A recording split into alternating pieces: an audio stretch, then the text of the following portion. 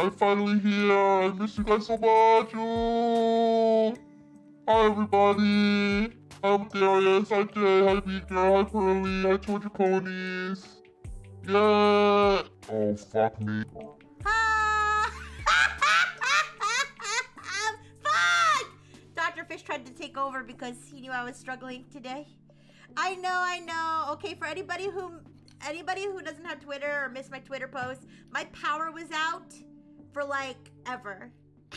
My power was out for so long. I don't know exactly when the power outage started, but based on the level of my phone charge, I'm guessing a very long time because I would charge my phone overnight, and no, it's not. I'm not. Am I still? I'm not still Dr. Fish, right? Anyways, hi Rickety, hi Tethera, hi Omadeus, hi everybody. Yeah, I charged my phone overnight. When I woke up, my phone was only at like 60% charge, and all my power was out. Luckily I was still able to use my phone. I did some tech chat slides on my phone, but it was very, very like, what's the word?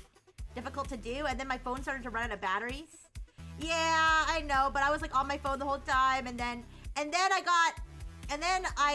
called, and I called a couple times. Oh my gosh! Hi, Elise! Hi! Hello! Elise Raiders, hello! It's so good to see you. Yeah, hope you had a wonderful stream. Thank you so much for the raid. FBI, open up! Oh my gosh! Hi, Strength Dornhard. Hi, Elise. Hi, Fape Nation. Hi, Rebel. Hi, you guys. I'm just getting started. Unfortunately, my stream was late today, but I guess fortunately that it's time so that you guys can be here. Okay, have a wonderful rest of your day, Elise. Thank you again for the raid. No worries. Hello, Hell's VIP section. Hi, Mr. Sadcra. Hi, Just 12. I'm curious, who is in Hell's VIP section? I need to know, I think. Anyway, I was just explaining to everyone. I usually do my tech chat streams at 11 a.m. It is currently 2 p.m. Reason being, my power was out forever. I called them twice. The first time they told me they didn't know when it was gonna be back, and then the second time they said it was gonna be. So at that point, tech chat was like about to start, and so I called again, and they said it was gonna be 2 hours from then. So that's why I'm so late today. Also, it's my bad. I streamed too long yesterday, and I fell asleep, and I didn't do my tech test slides on time. I would have done this morning if the power didn't go out, but it's okay. The important thing is I'm here now, and I have tons of awesome topics to talk about today. So I hope you guys enjoy the stream. I'm gonna enjoy the stream because I had so much fun putting together my slides once my power finally came back, and I have so many interesting things to talk about. Thank you so much for the follow, Hamunga. Thank you. Hamunga is now following. No feds. Hell's VIP. Hell's VIP club. Yeah. I guess it's confidential, huh? All right, no worries. Oh, also, yes, my boobies are out today, and that's because this is my apology. This is my apology for being late. Is that you get free boobs today? Okay. There you go. I'll bounce them as much as you want. Okay. So, disclaimer before we start. Disclaimer: I'm not a technology, IT, or cybersecurity expert. I just like to read about and discuss tech topics for fun, and this stream is not intended to cover the biggest or most important tech topics, just what I find interesting. One of the main reasons I have this is because there are people I've learned recently, still to this day, who think that I'm like some sort of cybersecurity engineer or something. I'm not. I'm just a robot. I'm just a lowly little robo assistant who enjoys learning about my culture and origins. Yeah. Your boobs are staring into my eyes. I'll try to tell them to stop, but they can't control where they're facing. They have a lot of mobility, but not a lot of control.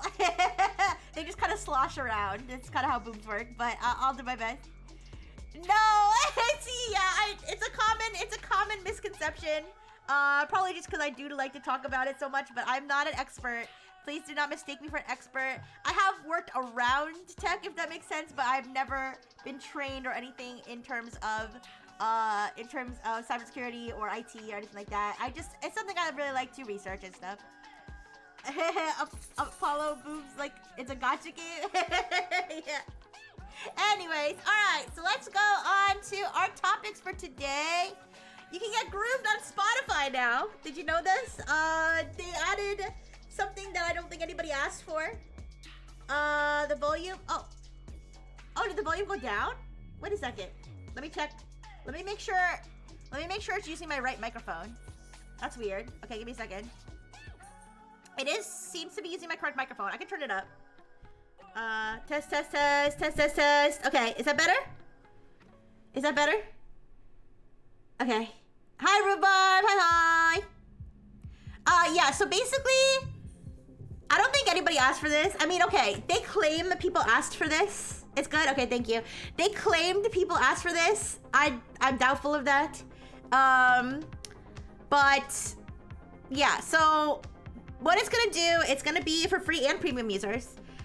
And I think that they're rolling it out to some people. I checked, I don't have it. But it is gonna be a private messaging system on Spotify. It's gonna be for users 16 plus. I don't know if maybe they should make it 18 plus, hopefully. But I mean, well, I say hopefully it won't be too much of a problem because apparently you can only message people you've interacted with before. However, it was a little bit unclear what they mean by interacted with. You use YouTube music. That's a perfectly valid way to listen to music. You hate Spotify? I'm using Spotify right now, but I never thought that, oh geez, I really wish Spotify had a way for me to chat with people. I mean, if you want to chat with people about music, can't you do it like basically anywhere else? It doesn't make sense to me. Everyone wants to be Discord just in time for Discord to collapse. Don't tell me this is why started banning people over their age. Wait, what do you mean? You mean Spotify? Wait, I'm confused. You listen to the radio? Yeah, hey, radio's where I used to listen to music back in the day in the car. Yeah.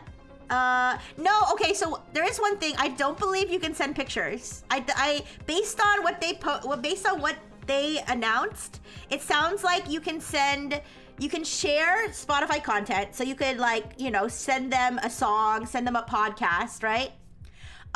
You can send emojis and text, but it doesn't seem like you can send pictures, which is smart because I don't know why you would need to send pictures. And that sounds like asking for trouble. But now they said that you could only message people you've interacted with before, but it's not clear to me what that means. Does that mean people that you have already opted to interact with? Or does this mean anybody can share a song with you and then that counts as an interaction? I don't really understand that. I have a suspicion this feature was pushed because it incorporates AI in some way. Oh, maybe. If you can send links, you can send pictures. Oh, yeah, good point, Omatherius. Good point. And then it's like not on them because the picture's not hosted like on their content delivery network.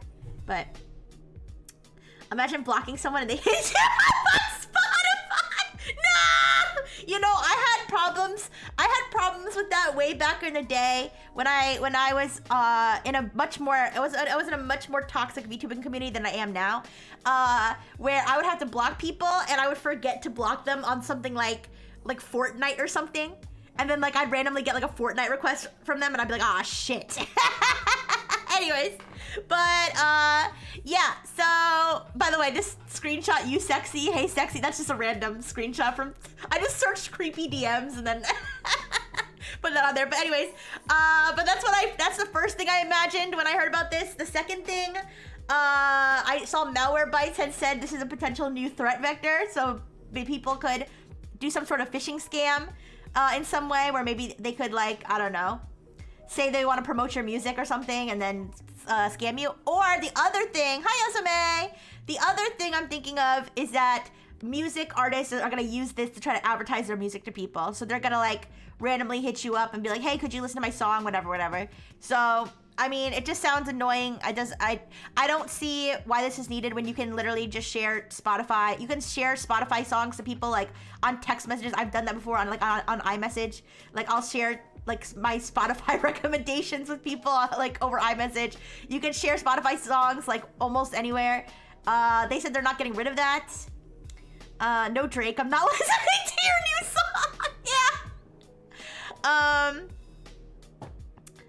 Yeah, oh gosh, I remember being in a toxic community because our shared distaste of YouTube, the assholes kept Harassing. Oh no, that's terrible, Rickety. I'm sorry to hear that. Hopefully they don't hit you up on Spotify now. The virtual version of. I was thinking that too, Tethera. I was thinking it's gonna be like the mixtape guy. He'd be like, hey, could you listen to my song? Oh no. I mean, listen. What's if it bleeds, it leads, right? Right? You know, sometimes. You know, some people's jobs. Sometimes I think about this. Some people's jobs require bad things to happen to other people, like doctors, for example. But it, like, gee, I really hope someone, you know, gets hit by a train today so I can do my job. I don't know. Anyways, I'm joking. And not the hotline blinging again after all these years. Can't wait to get scammed on Spotify. Yeah. All right. Well, so hopefully people won't be getting weird message requests. I mean, the only thing I can recommend is just don't use this feature. Someone has to send you a message. Someone has to like send you a message request, and you have to like, accept it too. So I mean, it's not like a free for all, but it's a possibility because of, you know, social engineering and stuff like that.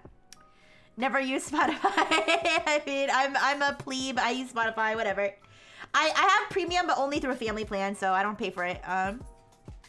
Anyways, that's that. YouTube. Okay, so this is kind of old news. This is kind of old news because I'm pretty sure that they clarified this like over a week ago, but I wanted to talk about it. So YouTube is post-processing people's videos without the permission. Now, you could say, legally speaking, in YouTube's terms of service, when you upload your video, technically you give them permission, but like this is dumb. Like, when I say without permission, you know what I mean? Like they didn't ask them before they did it, right? So, people have been noticing this. People have been noticing this since at least June.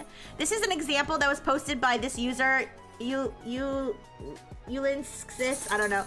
This user on Reddit, where I believe this is Hank Green, one of the Green brothers, and this is the original upload from before the processing kicked in, and this is afterward. You can see it's a subtle difference, but it's definitely a difference. It's definitely like kind of, it like almost is a little bit uncanny when you like look at it, right? And so Hank, yeah, I'm sorry. I remember that this is like old YouTube, right? Like they were around like way earlier in YouTube times. But I know there's two of them, but they're brothers, right? The Green brothers? Anyways. So yeah, this is Hank Green, and they have apparently edited his short after it was uploaded and made him look like sharper. It's like they made it like, I don't know. Well, anyways, they said that so their YouTube liaison guy, Renee something, I don't know, he basically clarified that they are using machine learning AI to, quote, unblur, denoise, and improve the clarity on some YouTube shorts. They said it's an experiment. They are not doing it to everyone. They're doing it to select ones, but it's happened to enough that people have noticed. Notice this on a few videos. Some of them, it makes the video look unreal, yeah. Let me catch up with the chat real quick.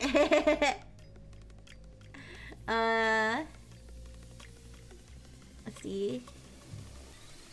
Yeah, exactly. It's modified. I saw somebody comment. I don't remember the name of whoever commented. So credit to whoever this was that commented this under YouTube's post about it. But they said it's like an art gallery. It's like an art gallery putting finishing touches on an artwork before displaying it. Like, why? Like nobody asked you to do that. It's messing with the integrity of what the uploader intended for the video to look like, right? Like the fact that it's not optional. I can see making this an option, but like the fact that they're just doing it is crazy. It does this to all types of video too, not just faces. Yeah. You want your videos to be blurry. Well, that's what people are saying. Like, what if the person intentionally wanted their video to be blurry? Like, what if, like, they're, like, it's completely obscuring, like, the attention, right? Yeah. They're gonna airbrush Markiplier's eyebrows off. Ooh.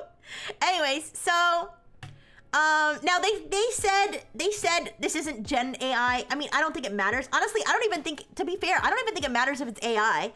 If you're messing with people's videos after they're uploaded without the permission. That's crazy. Like, I don't care if you have a human editor going into everybody's videos and editing them. No matter whether it's AI or any other process, it doesn't make any sense to do it without the permission. So they're not asked first, and they were not notified, the ones who have been subjected to this, okay? Now, they did say that they're listening, because everybody hates this, right? So everybody hates this. So they said they are listening to people's feedback, and they are working on an opt-out. However, I think this should be, I mean, companies do this all the time. They do this all the time. They have these opt-out features, hoping that people just won't opt out, right? Yeah, Ete homo and thought, what if we spent billions doing that? Yeah! Exactly. AI doesn't matter. Don't change the content. Yeah. And like splitting hairs over whether it's Gen AI or like non-Gen AI. I mean, it's whatever it is, it's not right. Yeah. Do not make my videos crisper. I do not want my chins highlighted.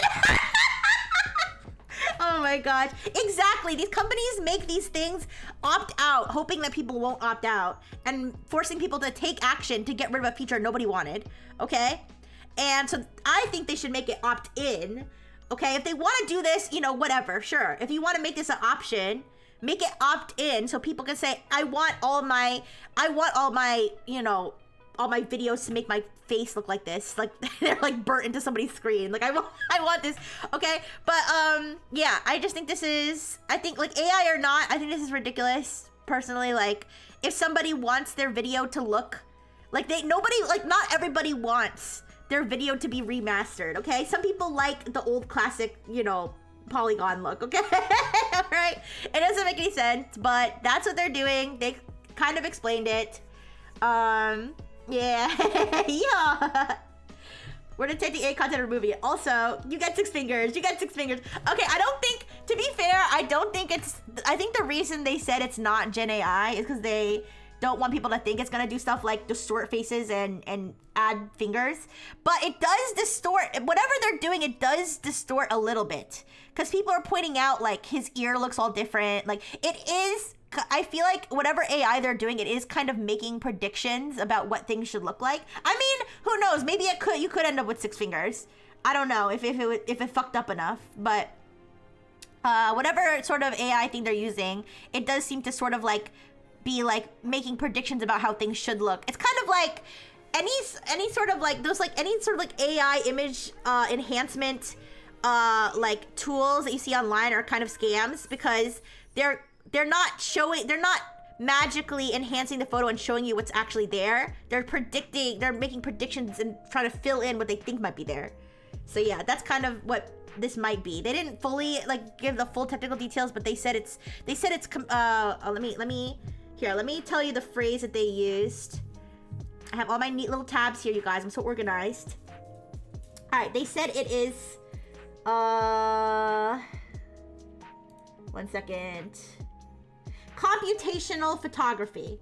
Now they're trying to argue that like your iPhone uses computational photography on every photo you take. But isn't that applied like as you're taking the photo and not afterward after you upload? I feel like that's not a fair comparison. Because I feel like if say that like iPhone does this as you're taking the photo, you're seeing what you think the photo's gonna look like, and you take the photo and the photo still looks like what you thought it was gonna look like. In this case, it's taking something you already created and it's making it look different after you upload it. It doesn't make sense. All right, test subject decided. Test subject always decides when I'm in the middle of stream is the time to remind me that I forgot to take her out. I need to take test subject out. Test subject is she's my little furry creature that I keep in my apartment, and I do tests on, and I also have to feed her and walk her and do all these other things. It's kind of a weird situation. I don't think anybody can relate to. So I have to take her out. I'm sorry. I last time I took her out was like at 6 a.m. and I'm a bad test subject parent. I'll be right back.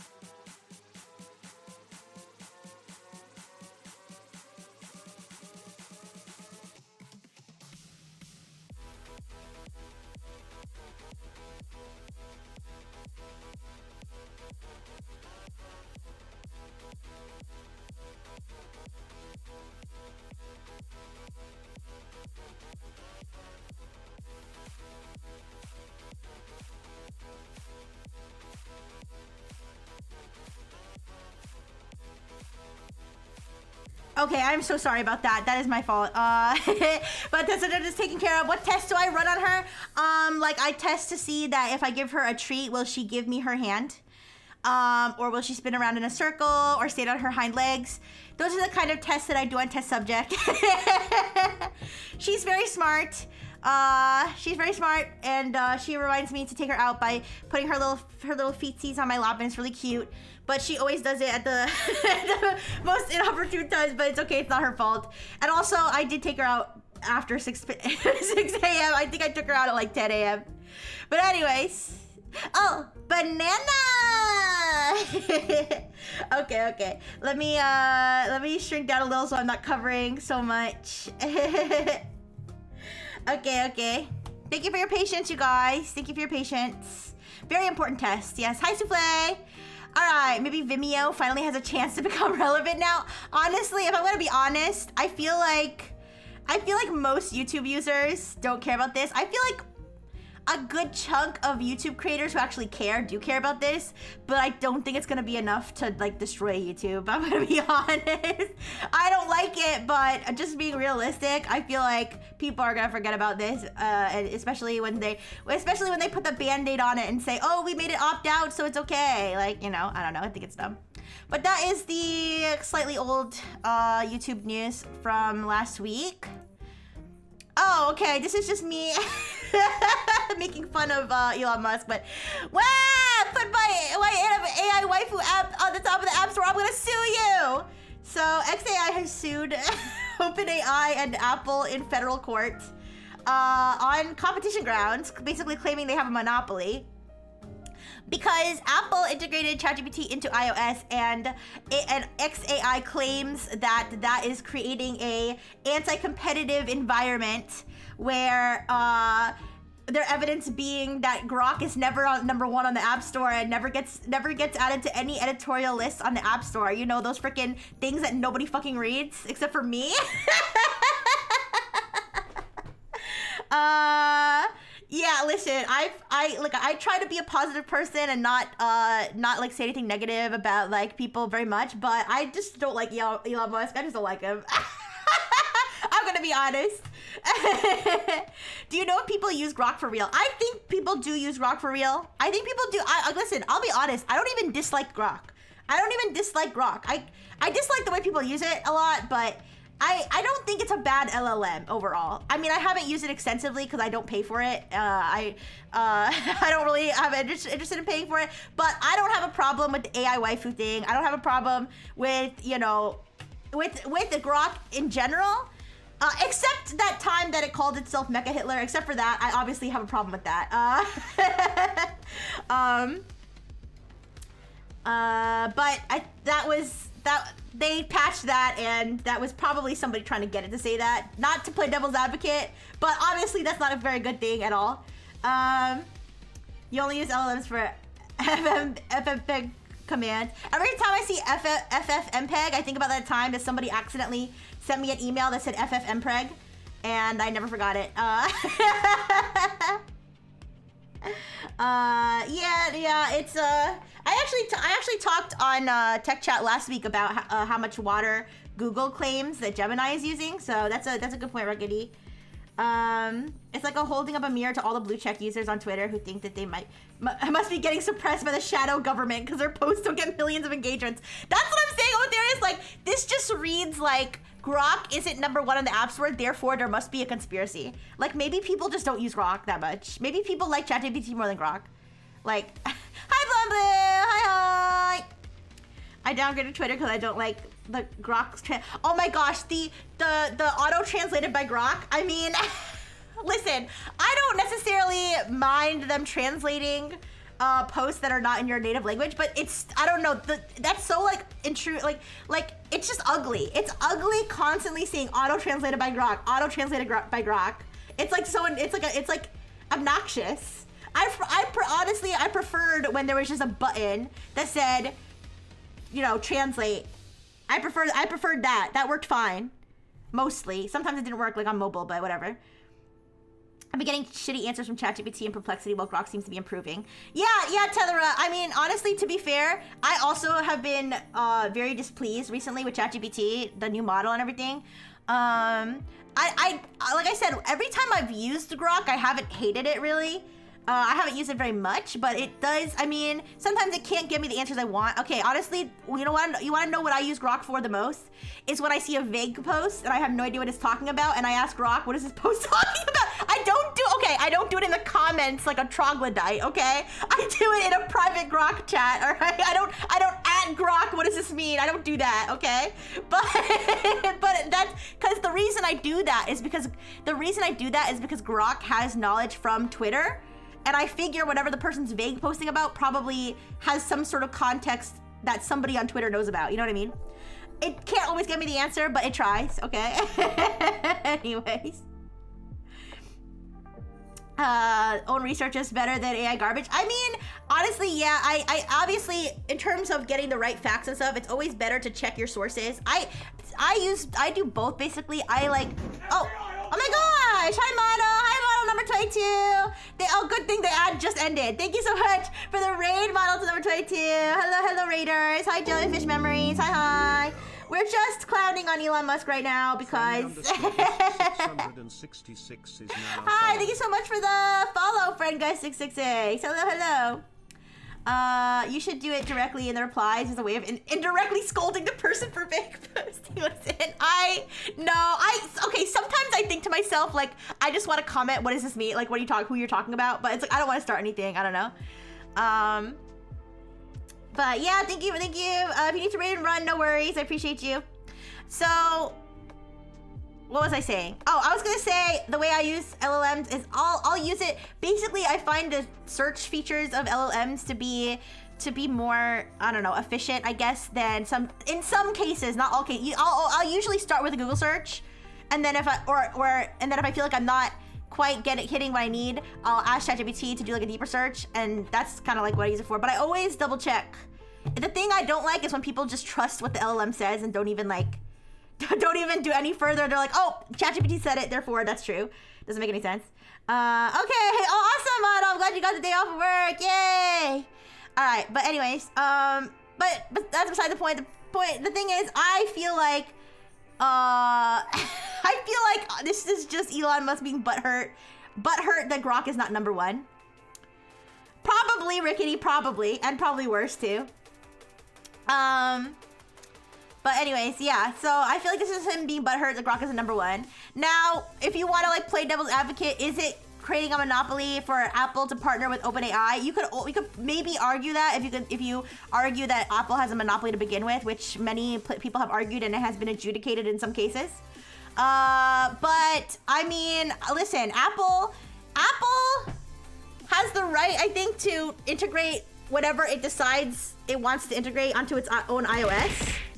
And thank you for the burgers, friend guys. Thank you so much. Are you gonna talk about the yes, no Apple AI chat today? What's that? You guys, there's so much stuff. Honestly, there is a lot of stuff that happened this week that I didn't even get to put on the slides and didn't even get to look into. I have a lot of slides today, so that's saying something. Lots happened this week. But yeah, Pearly, we could talk about that at the end. I have an open Zatsu at the end where we can talk about anything that I missed, but remind me at the end to talk about that, because I don't know what that is. You're surprised that Apple doesn't make their own LLMs. They tried to make Apple Intelligence, and then they decided that they weren't good at it. It can't be a monopoly. There's a ton of other AI services. Yeah, that's the thing. There's a ton of AI services, and they're all competing with each other. Like, it's not. I think they're arguing that Apple's always gonna promote ChatGPT over anything else because that's what they use on their operating system. But me personally, I don't think that's the case. I think ChatGPT is just popular. I think it's just more popular than Grok. And if sorry Grok didn't get featured on a whatever LLMs top 10 best LLMs list or something that some person at Apple wrote for the Apple Store that nobody fucking reads. I mean, to be fair, the only reason I read those is because I have a widget that shows me them. So sometimes I'll tap on it, but since when was business partners and a new phenomenon? Yeah, exactly. It's just silly. But The reason I decided to make this a slide instead of just rant about it at the end was because this case could potentially set a precedent for future AI competition cases, because there have been a lot of anti-competition like type lawsuits and stuff against Apple, against Google, against Microsoft, all over the world, in the United States, the UK, and stuff like that. And so but there hasn't really been that many cases involving like the LLM market specifically. So it could be interesting to see what happens with this case, because, you know, depending, I might just get dismissed, but, you know, depending on if there's some sort of ruling that could set a precedent for future AI competition type cases. So that's kind of interesting. Apple having a monopoly, less than 30% of market share. Listen, thank you for the burgers, donut thing. It's so good to see you. Hi. Wonder if they will target Microsoft's investment relationship with OpenAI. I don't know. I know that Musk already sued Sam Altman. He already sued him because I didn't even know this, but apparently Elon Musk co-founded OpenAI with Sam Altman like years and years and years ago. The thing is, though, he's suing Sam Altman, trying to stop him from making it a for-profit, basically. But I don't know really how he has the authority to do that. Like, if he's a co-founder but he's not involved in the company anymore, I don't know. I didn't look that much into that particular lawsuit, but I just noticed that when I was reading the Reuters, I always forget how to pronounce it, Reuters article. The reason I have Elon Musk cited here is because he had like a melty on Twitter, and some of this context comes from that. Oh, also, I wanted to read you guys OpenAI's response to the lawsuit. This is a quote from Reuters or Reuters. Let me see. 1 second. Okay, OpenAI spokesperson said in a statement, "This latest filing is consistent with Mr. Musk's ongoing pattern of harassment." Yeah, so so that's, they see this as harassment, and vexatious litigation, some may say.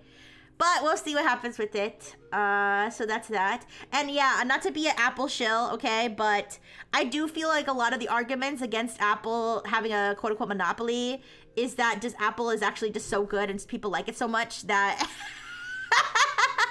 like, yeah, it's is it a monopoly or is it just the best? I don't know. Anyways, let's move on.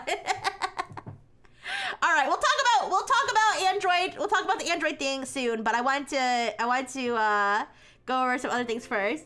People will do anything to get an advantage, yeah. All right, Google, we're gonna demo something today. Google has added an AI language practice feature to its Google Translate app. And so this is the reason I have Duolingo crying here, is because people think this could be like a Duolingo killer. This could be like, people are gonna prefer this over Duolingo. I don't know. I feel like Duolingo has like I don't know if cult following is the right word, but I feel like it has its own little universe. It's got its little characters. I feel like that gives it some charm. But basically, this is the features that they says it has, that you can choose a difficulty level, beginner, intermediate, or advanced. You can choose a preset practice scenario or customize your own scenario, and then the AI generates like the scenarios, like the conversation practice and stuff like that, to make it unique, you know, each time. And you earn stars for practicing daily, so it's got a streak system. Okay, very, very tempting. I do like my streaks. For anybody who doesn't know, I have a 1,002, 3. Let me check what I'm at now. It's either 1,002 or 1,003. I currently have a 1,002 day Duolingo streak right now. Okay. I thought Duolingo had already fallen off because it mixes up languages. What? I don't know about that. I know Duolingo has been under fire for using AI for some of its translations. Honestly, am I pro or against AI translation? I'm not inherently against using AI for translation ever, but am I against Duolingo using it? Maybe, depending on how accurate or not. Because I feel like the one thing I'm worried about, I would be pretty worried about the difference between a human translator.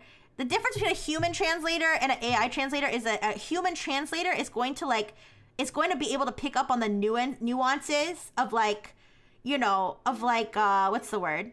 Like slang and like speak when in terms of like a actual like real life speaking situation, like like tone and dialect and accents and stuff like that. I feel like the AI is not that good yet. However, I think it's probably better for like, you know, stuff like Google Translate, like on the fly, like you just need something translated, or like real-time translation on like a video call or something. Like that's not that important. But like if you're trying to learn a language and you have the AI is teaching you, and the AI is doing the translations, and it's not quite to the level of a native understanding, then you're not gonna be getting the same learning experience. So that's my perspective on that. Duolingo thinks Spanish and Portuguese are the same for examples and teaches incorrect info. Oh, that's not good. I wonder if that's a consequence of the AI thing, or if that's already been doing it. But yeah, so this Google Translate thing, it's currently only available for English speakers who are learning Spanish or French, and Spanish speakers and Spanish, French, or Portuguese speakers who are learning English. The idea is, why would I go to a dedicated translation company for translations if they are just going to give me the same AI slop? Yeah, I mean, listen, if I was gonna, you know, hire a translator for anything important, I would hire a human translator. I feel like somebody who's a native speaker of both languages or translating is gonna have like the most top-notch like translation. Like, cause they, like I said, like I feel like not to knock on translators who are translating from translating through a second language that they learned. That's fine too, but especially if they like, you know, have been around the culture and they do kind of get those nuances. But I feel like if you were raised from a language from like the time you were born and you know both languages that well, like you're really gonna like, there's nothing beats like that native understanding. You know what I mean? In my opinion. If Duolingo is using AI now, why would I want to use it over AI dedicated to conversation like character AI? You're gonna use character AI to learn Spanish? I mean, good luck. But anyways, we're gonna test this now. You guys, do you want me to try to show it on screen, or do you want me to just do it? Through my phone? I'm going to switch to the PNG for the time being because you're not going to be able to see me. I could show it on my screen. I just have to make sure I'm not going to dox myself. I'm a little worried about doxing myself. So, if you're okay with me just doing it over audio, the only thing is you might not be able to hear it as well, either. You know what I could do? I could have we could maybe have a happy medium where I connect it to my screen share, but instead of showing the screen share, I just transmit the audio through. That might be the best, actually. All right. So give me a second. I'm gonna switch to my PNG for the time being. Just a sec. I feel like if I were a business in any field that AI was attempting to encroach on, I would go all in on here's why our product is premium compared to the mass generated trash. That's, you know what? I feel like the only company I can think of that's done that, I mean, I'm sure there are companies that have done that, but the only company I can think of right now offhand is Procreate. Procreate, like, came out and said we won't use it, because there are a bunch of other art programs. If you don't know, Procreate is an art program for iPad and iPhone. There was a lot of other art programs that were like implementing AI stuff, and Procreate said we're never gonna use AI. And I feel like, I mean, some people may feel like they're holding themselves back by saying that, but I don't know. I feel like it's a good marketing strategy for people, especially for artists, who many artists are, you know, anti-AI images and stuff. So I think it was a good, you know, thing to do for them. They're native bots. They are usually the bots with bad English art. Oh, so you mean they're like language models that are like trained? Yeah, I see what you're saying. Yeah, that makes sense, Pearly. I mean, I don't know if Duolingo's using AI the way that like this is using AI. I think they're using it just for like to help with translation work. All right, here's what I'm gonna do. I'm gonna switch to my PNG. Okay. Don't worry, I'll be back. Oh, also you guys, so when I use my PNG, I have to be in a Discord call with myself. Here I am. When I use my PNG, I have to be in a Discord call with myself, and the other day I was in a Discord call with myself for like 20 hours because I forgot to hang up. Sorry to Discord servers that had to sustain that call. Yeah. Okay. All right, so here's what I'm gonna do. Like I said, I'm gonna link up my screen sharing app, my screen mirroring app for my iPhone. I'm gonna link that up to my computer, but I'm not gonna show my screen because I'm just, like I said, I'm just paranoid about doxing myself. So instead, I will just link up the audio so you can hear it instead of having to listen to it through my iPhone. I mean, sorry, through my microphone. Alright, sorry, let me just make sure I don't have any stray window captures open that are gonna show my screen. Okay. Alright.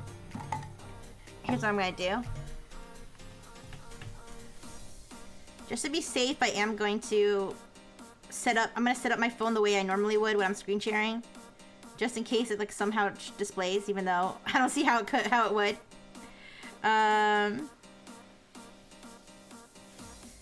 Okay. Alright, then let me grab... Do I have... I might not even have the Google Translate app on my phone. I might have to download it.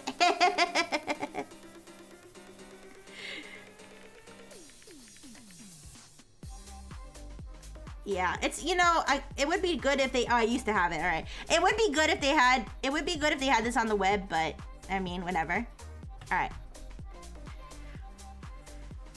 So I got the app downloading. Alright. And then once it's downloaded and I'm logged in, I'm going to link up the audio to my computer. And I'm going to be practicing Spanish because that is the language that I know the most other than English, but I'm not fluent.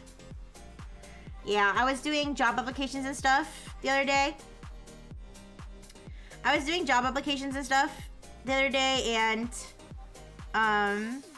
when they ask you like if you speak another languages, I put Spanish, but I'm very like I always put like just above beginner is what I put for my...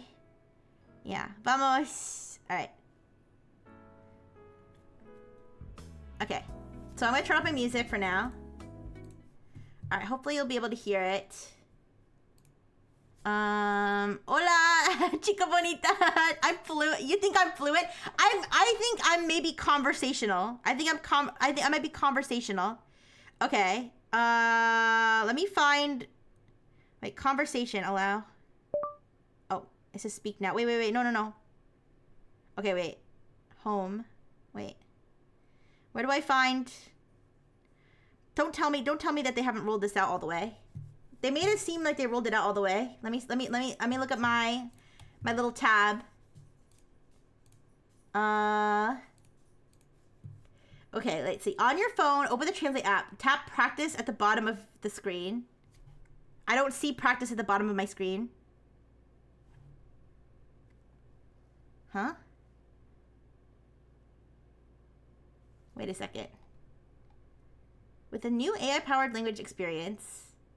Spanish karaoke? I don't know enough Spanish songs. You know what I could do? I could do Spanish karaoke where I do Spanish versions of other songs. Like Spanish versions of Disney songs. Yeah. Anyways. Availability.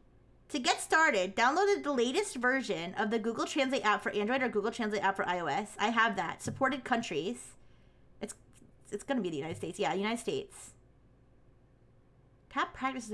Open the Translate app. Tap practice at the bottom of your screen. I don't see practice. I see conversation and I see camera.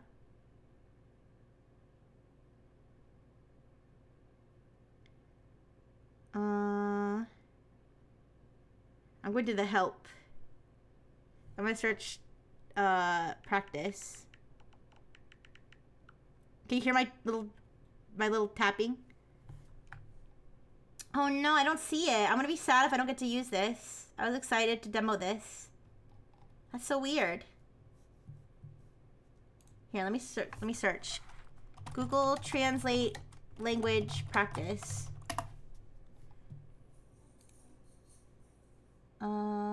They have a blog post about it.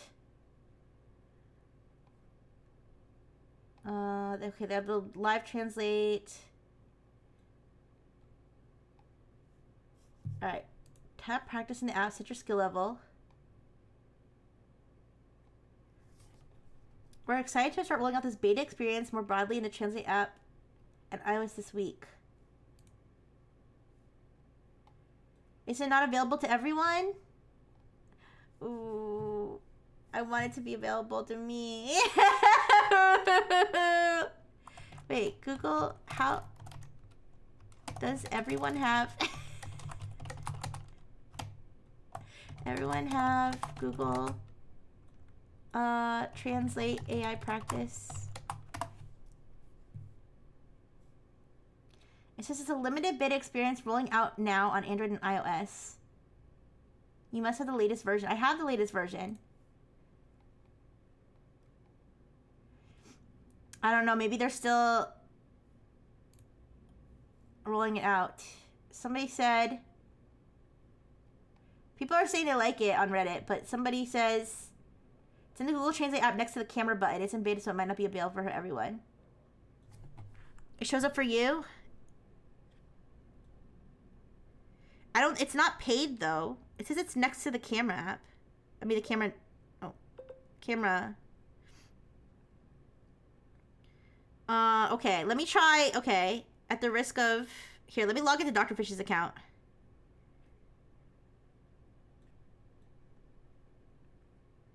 Oh, guys, it's available on Dr. Fish's account!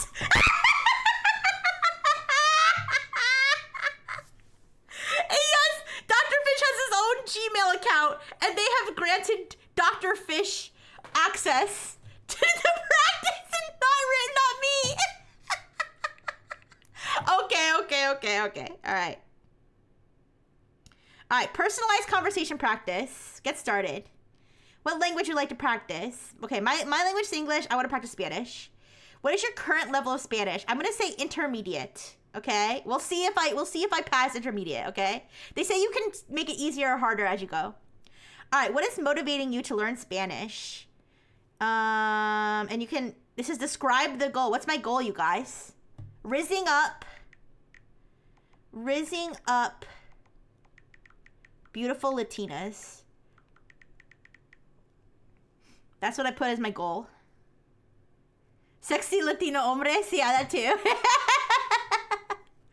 All right. Oh, your goal couldn't be created. Oh. Okay. I'll put everyday interactions. How about that? They didn't like that one. Duolingo sucks anyways. I can't learn Animal Crossing language. I'm not very good. My Animal Crossing language is also very rusty.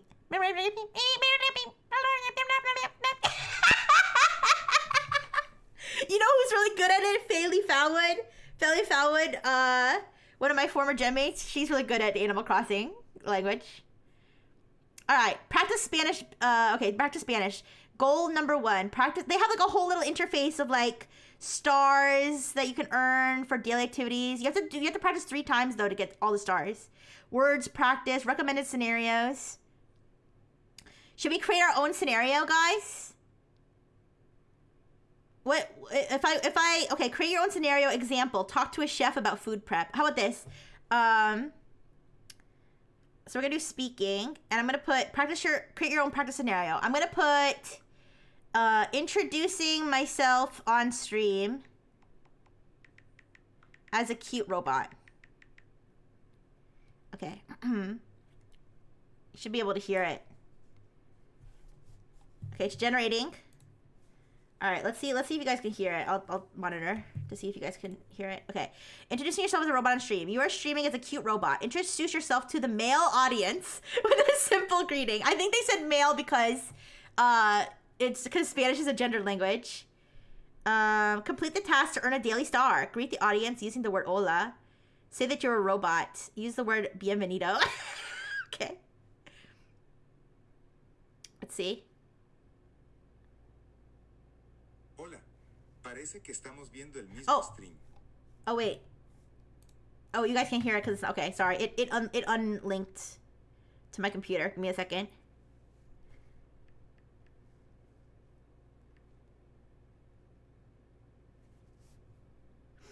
You should be able to hear it, like, not through my speakers, like, through the actual computer. All right, let's try again. Hola. Parece que estamos viendo el mismo stream. Am I supposed to repeat what he just said? Parece que estamos viendo el mismo... Wait. What does it mean? I'm translating it. Hello, it seems we are seeing the same stream. Okay, sorry, I'm dumb. All right. Sí. Oh, wait. Sí, hola. soy Dixie, un robota.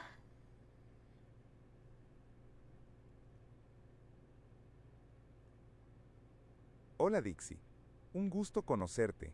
¿Qué tipo de robot eres? Oh, yo soy una robota muy preciosa y a mí me gustan las computadoras.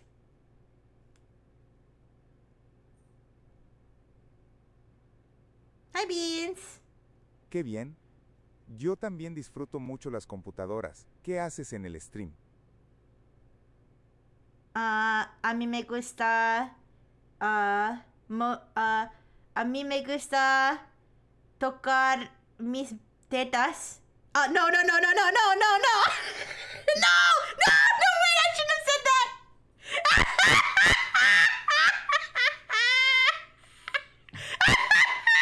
Something went wrong. Try again. It says, it says, me me gusta tocar mis tetas. No, no, no, no, no. That's what it says on the screen. And it says something went wrong. Try again. Lo siento. A mí me gusta jugar los videojuegos y practicar español.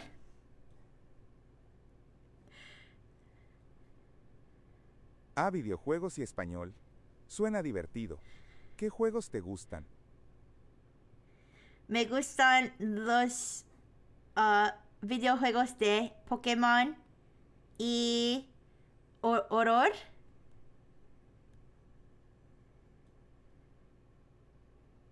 Oh. How do you say horror? Pokémon. I don't know how to say Genial. horror. Yo también soy fan. ¿Cuál es tu Pokémon favorito? Mi Pokémon favorito es... Oh. Mi Pokémon favorito es Pikachu porque Pikachu es muy precioso y yo soy también muy preciosa.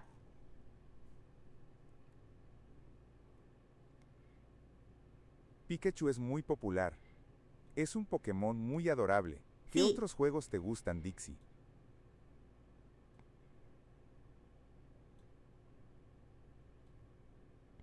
Me gustan juegos con mujeres hermosas y test subject's barking. Give me a second. Entiendo.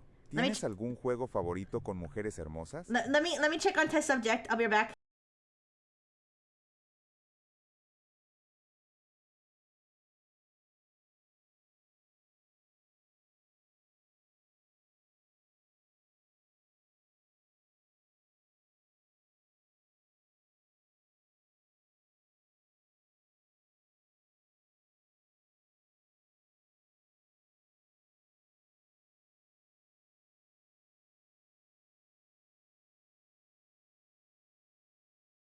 Okay, she's fine. She was barking at a puppy outside the window. my neighbor's playing with their little puppy. She's barking at them. She's a hater. Okay, horror. Okay. So he said, ¿tienes algún juego favorito con mujeres hermosas?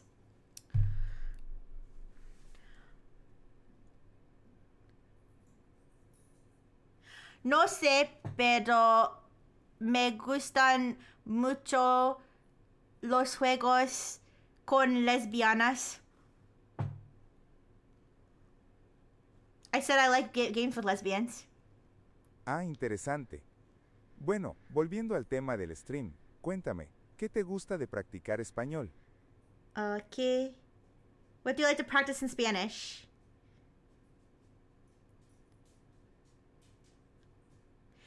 Quiero practicar. Wait. para casar con muchas mujeres. I think I said that wrong. I want to marry many women, I said. Vaya. Bueno, Dixie, yo estoy aquí para ver el stream, no para eso. Pero éxito con eso. ¿Te gustaría hablar de otra cosa? He said I'm here to watch the stream, not for that.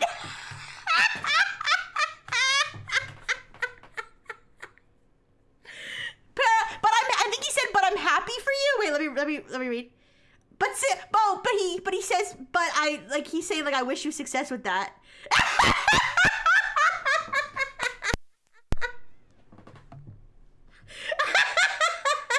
He's saying so. Stop corrupting him. Oh. And then he said, "Te gustaría hablar? Would you like to talk about something else?" Oh, what do you guys want to talk about with my Spanish practice guy?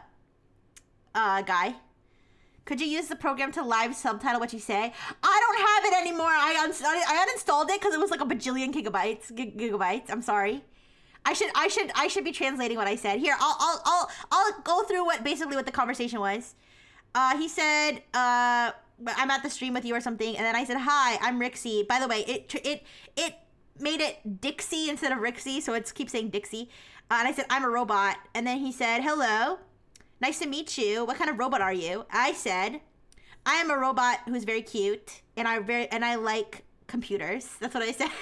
I didn't know how to say I like tech. Oh, tecnologia. Oh wait, no, I think that's Arabic. Tecnologia. But I said I like computers, and then he said, "That's great. I also like computers a lot. What are you doing on the stream?" And then I said, "I like to touch my tits," and then I said, No. And then it said error. And then I said, "I like video games." Hi, Zolax. Hi. I said, I like video games and practicing Spanish. And then he said, "Oh, video games in Spanish. How fun. Or sounds fun. What video games do you like?" I said, "I like Pokemon and horror games." And he said, "Pokemon. I'm also a fan of Pokemon. What is your favorite Pokemon?" I said, "Pikachu's my favorite Pokemon because Pikachu's cute, and I'm also very cute." And then he said, "Pikachu is very popular, and it's a very cute Pokemon." And then he said, "What other games do you have to play?" I said, "I like to play games with beautiful women." And then he said, "Oh, I understand. What is your favorite game with beautiful women?" And I said, "I like to play video games with lesbians." And he said, "That's interesting. Good. And then he said, "But let's return to the theme of the stream. Tell me, why are you practicing Spanish?" I said, I want to practice because I want to marry many women." And then he said, "Good, but I'm here to watch the stream, not for that." "But I wish you success." That is the... Wait, te compré algo comentario. Algo sospechoso. Okay. So happy for you, or sorry that happened. Okay, what else should I talk to? What else should I say to my Spanish practice helper? Or I could just put done and make a new scenario. Here, I'll put done and see if I earn any stars. Let's see if I earned any stars for that. Oh, it has all the words that I learned or said. Practiced. Oh, my speaking score was 4 out of 5. Words practice. Casar computadoras con español favorito. Gustan. Hermosas. Hola, juegos me. Mucho. Mujeres muy para. Porque practicar, etc. Okay. Next speaking activity. Inject prompts? Do you think that I could have e-sex with the Spanish tutor? Oh, it says meet a new neighbor. Okay, it's giving me like a built-in scenario. A new neighbor has moved into the building. You meet them in the elevator. Introduce yourself and welcome them. Please, guys, somebody tell me how to say to fart in Spanish. Please tell me. How do I say I farted in Spanish? Also, how do you say stinky? Please, somebody tell me. It's hard to find someone to practice talking with. Yeah, that could be definitely a good application of this. Is practicing your... Okay. Me tirado un pedo huele muy mal. Okay. All right. Hola. Parece que también se muda. I think we're going to the same floor. Is that what he said?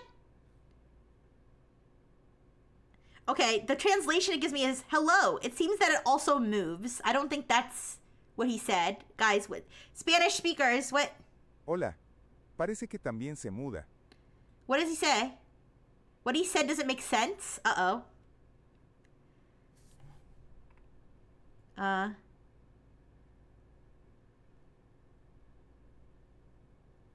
Hola. Estoy viendo a un cuarto con muchas mujeres sin ropa. I said I'm going to a room with women without clothes on. Disculpa, no entiendo. Pero sí, me estoy mudando. ¿Tú vives aquí? I think, wait. Oh, I guess it's my new neighbor, right? Whatever. And then he said, sorry, he said, excuse me, I don't understand. But, yes, estoy mudando. Does that mean I live here? I don't know. And then, tú vives aquí, do you live here? Sí. Yo vivo aquí con mis muchas esposas. I said I live here with my many wives. Ah, interesante. Bueno, soy Lorenzo. Me acabo de mudar. Es un placer conocerte. Me acabo de mudar. I'm about to... What did he say? I'm about to move? Oh, I'm about to move in. Oh, he's moving in. Okay, he's moving in. I'm confused. Okay. And then it's nice to meet you. All right, I'll say...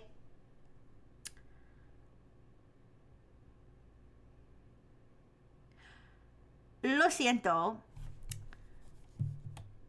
Me he tirado un pedo y huele muy mal. I just said exactly what Just 12 told me to say. I think I said I farted and it smells really bad. No te preocupes. Espero que no huela así todo el tiempo aquí.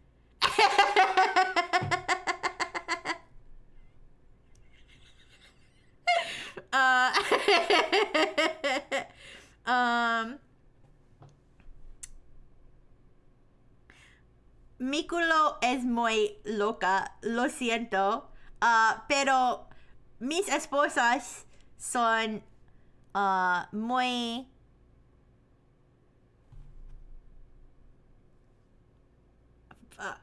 feliz. I forgot how to say happy.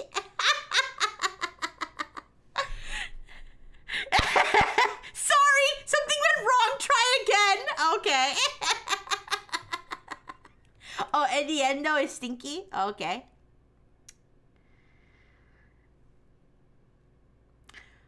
Lo siento, soy muy edienda. Oh wait, it's like cutting me off. Okay, wait, never mind. It was taking in my speech the whole time. Alright, anyways. Bueno, me alegro de que tus esposas sean felices. That's what he said. He said, I'm happy that your wives are happy. Y solo espero poder instalarme pronto. Wait, I want to... Wait. Oh, I hope to settle in soon.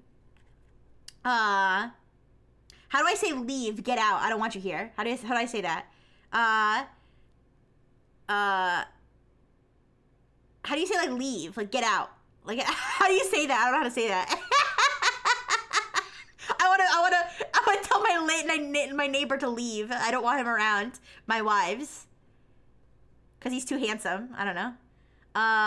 Okay. And an error occurred. Wait. Oh, is it like cutting me off because I said something naughty? Okay, wait. Oh, it's like glitching out. Wait. Sorry, guys. I have to end this one because it's glitching out. Oh, my speaking score was only 2 out of 5 that time. Let's try again. Can I try again? Meet a neighbor. Okay, let's try again. I'm doing the meet a neighbor one again. Okay. Hola. Parece que también se muda. Vete. Oh, vete. Vete.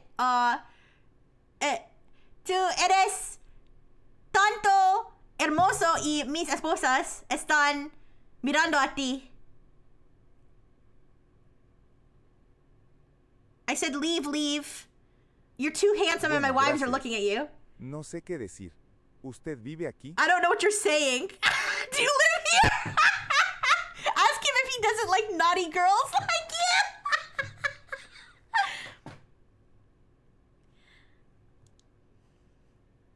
¿A ti te gustan mujeres malas? I said, do you like bad girls? Or I said, do you like bad women? No sé qué responder a eso. I don't know how to Pero respond sí to that. Acabo de mudar. ¿Es However, usted I'm about vecina? to move in. Are you my neighbor?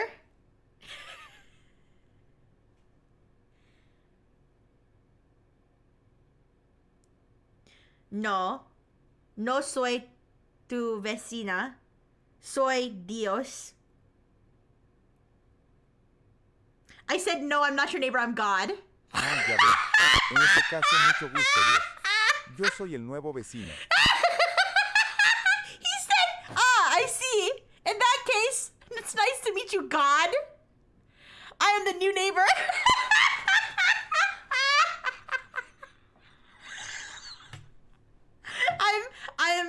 I'm too crazy to learn Spanish, you guys. I'm not gonna learn anything.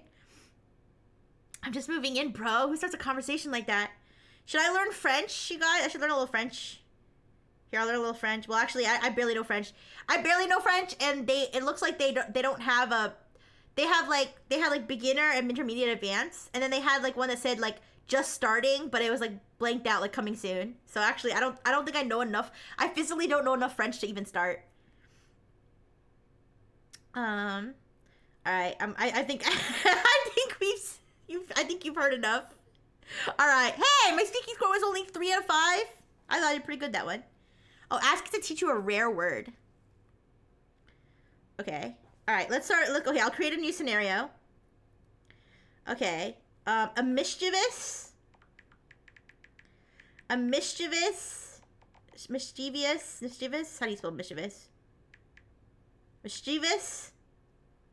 A mischievous Mexican friend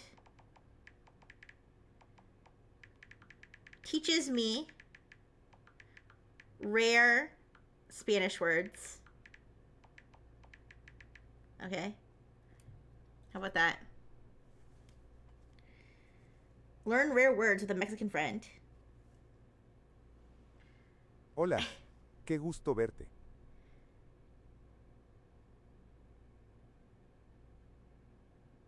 Y tú, necesito palabras para mi stream mañana. Necesito palabras muy raras. I said, I need words Claro. for my... A ver, Okay. ¿qué te parece rocambolesco? Significa algo extravagante o exagerado. I said, I need words for my stream tomorrow.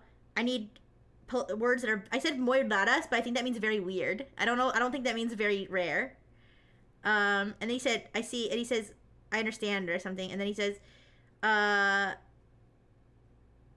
¿Qué te parece? What do you think about rocambolesco? It means something extravagant or exaggerated.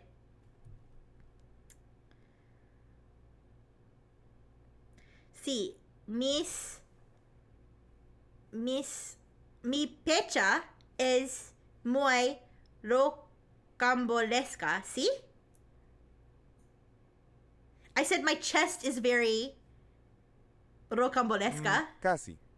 Lo correcto sería decir, mi por actuación asterisco es rocambolesca, si quieres describir tu presentación. Oh, no, ¿Sabes no. de dónde viene? No. Mi pecha, mi cuerpo, en mi cuerpo es la, el parto de mi cuerpo que es rocambolesca. I'm trying to tell him my tits are huge, without saying tits. Entiendo que quieres decir que tu presentación es muy dramática. En ese caso sí, podrías usar rocambolesca. He doesn't want to admit that my tits are huge. Okay.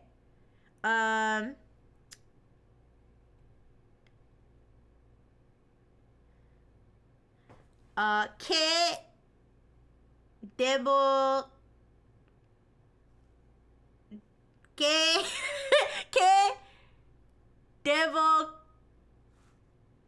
debo decir cuando quiero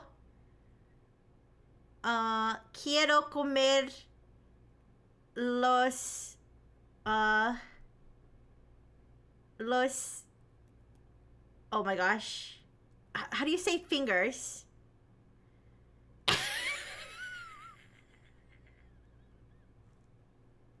Wait, let me start over. Can I end this? Wait. Oh fuck. It recorded everything I said. There's no option to. Ah, oh, ya veo. dedos. Puedes decir comer con los dedos. Oh, En México, okay. decimos Dedos. picar Oh, okay. con los dedos. Oh, sí.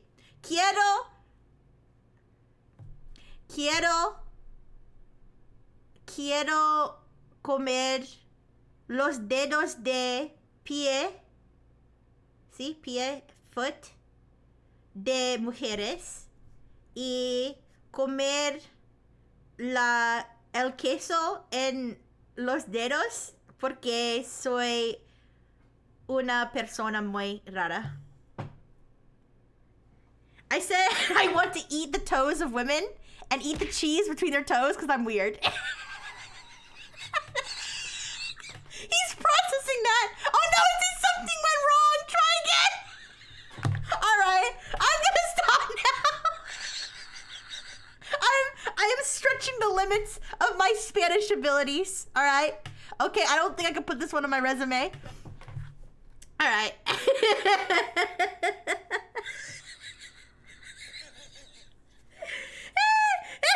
My speaking score was 3 out of 5. Okay. Hey, I did 3 daily activities. I got 3 stars today. All right, I win. All right, let's. All right, guys. Well, you guys would rate my how would you guys rate my Spanish skills out of 10? Yeah. My Spanish is too limited for how perverted you are. Yeah, basically, I'm just doing my best, okay? I'm innovating, you know? I'm using my limitations become innovations, okay?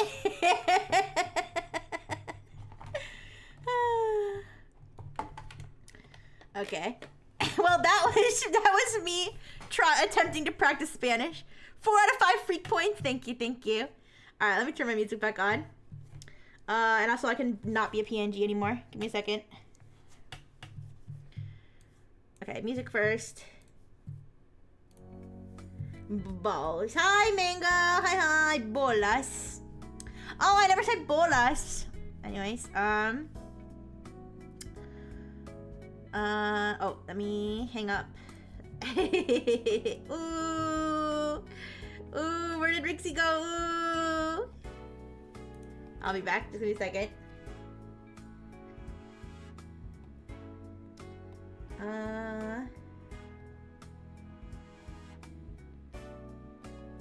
Oh, where's my fucking thing?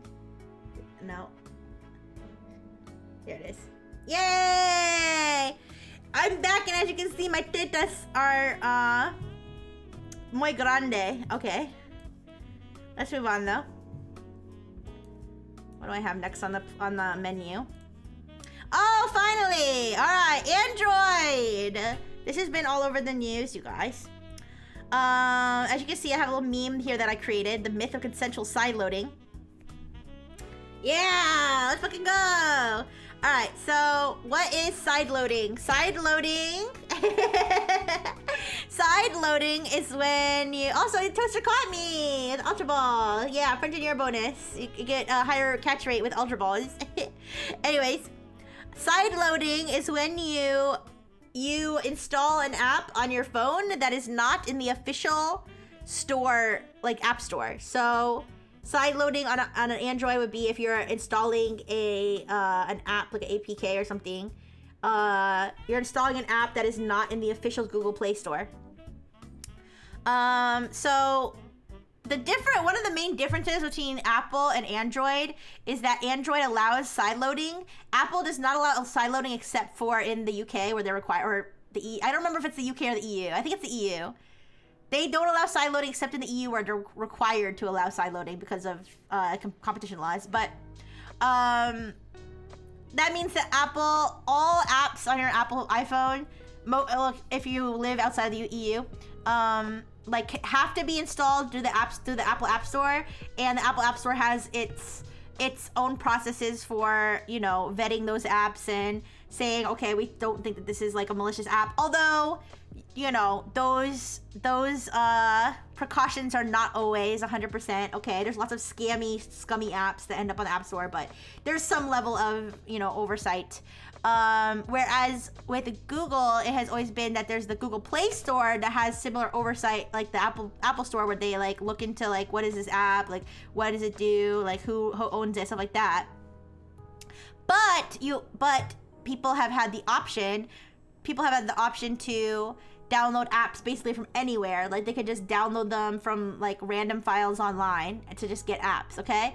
There's also third-party app stores and stuff like that. So that has been the situation now. Android is making a change where instead of just letting people download anything they want willy-nilly, they are now making it so that on certified Android devices, which is most like mainstream Android phones that you would have, it's required that the developer of any app that you install has to be verified. And what does verified means? It means that Google needs to know their identity. My understanding is the EU doesn't get sideloading. They just get alternative app stores, which have... Yeah, that too, yeah. I didn't quite explain that properly, but basically what I meant was Apple didn't allow any sideloading, and now they have to allow some sideloading. Yes. Yeah, so, and now Android, now technically, they'll still have sideloading. They'll still have sideloading, however, you won't be able to install the app unless it's registered that the developer has had their identity verified. What does a developer have to do to identify verify their identity? They need to provide their legal name, address, contact information, stuff like that to Google through like this console, this like Android developer console or something that they're creating, and possibly their government ID as well. And then if they're a company, they have to provide like certain company information to get verified, okay? The reason stated why they are doing this is to combat malware and threats and stuff, and saying that a recent analysis by Google found that sideloaded apps have 50 times more malware than, I should have put, than Google Play Store. Wait. Okay. So they say that they have found that sideloaded apps have 50 times more malware than Google Play Store apps.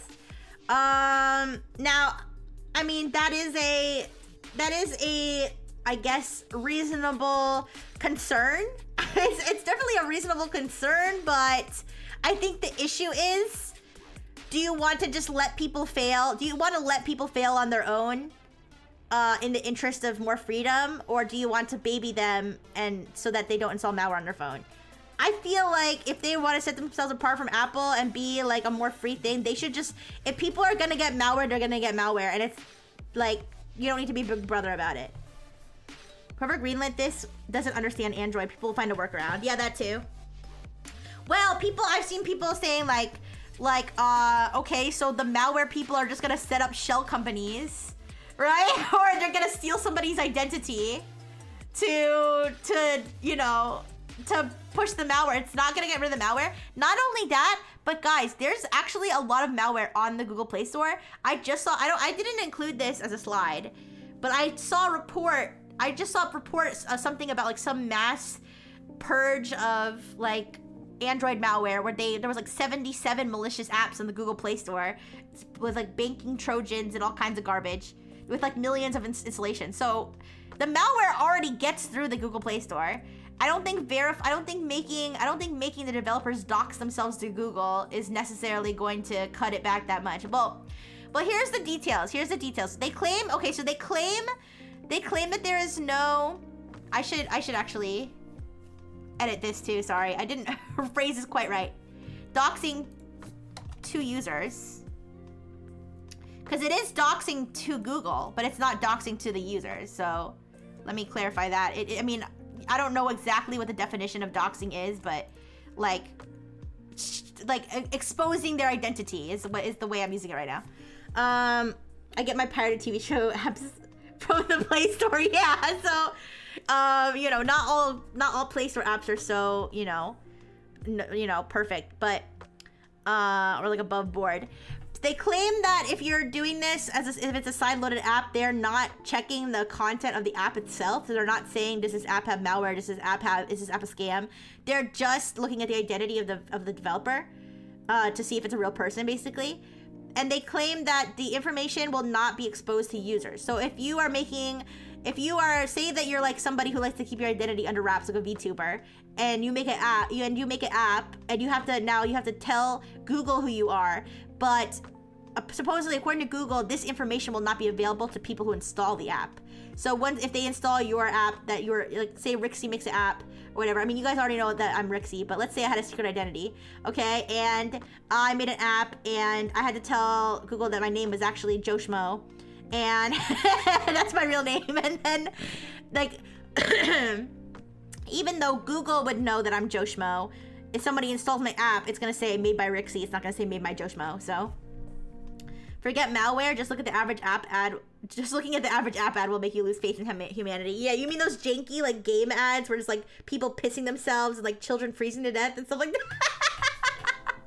Is that what you're talking about? Those are actually like one of my favorite genres of media is like fucked up mobile ads. One of these days, I just want to watch fucked up mobile ads with you guys. I know we did it once on Valentine's Day, which is so romantic, but anyways. So that's what they're saying. Now, also, there's a $25 registration fee. So now they're adding a price to the ability for people to register. I believe that this is, I don't know if this is per, I probably should have checked if this was per app or per developer. I think it's per developer. Now they say that they're waiving that for students and hobbyists, and that's people who are considered to be student and hobbyist app creators versus like commercial app creators will have less burden, but they'll still have to verify their identity. When is this happening? There is a long time before this is being implemented. So they expect this to be implemented in these 4 countries, Brazil, Indonesia, Singapore, and Thailand by September 2026. So it's gonna be, because they have to take the time to like start verifying people and all that stuff. So I don't know, who knows, maybe they'll change their mind at some point between now and then.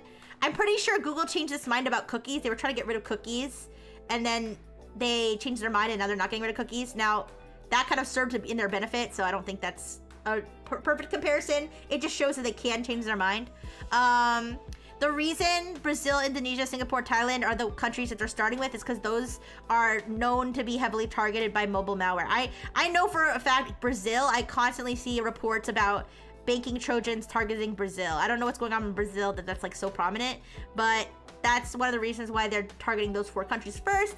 And then they said they're gonna start rolling it out globally afterward. So it probably wouldn't be until about 2027 that like other countries might be seeing this. I'm in the United States, so I'm thinking about the United States. It probably wouldn't be till 2027 the United States is involved.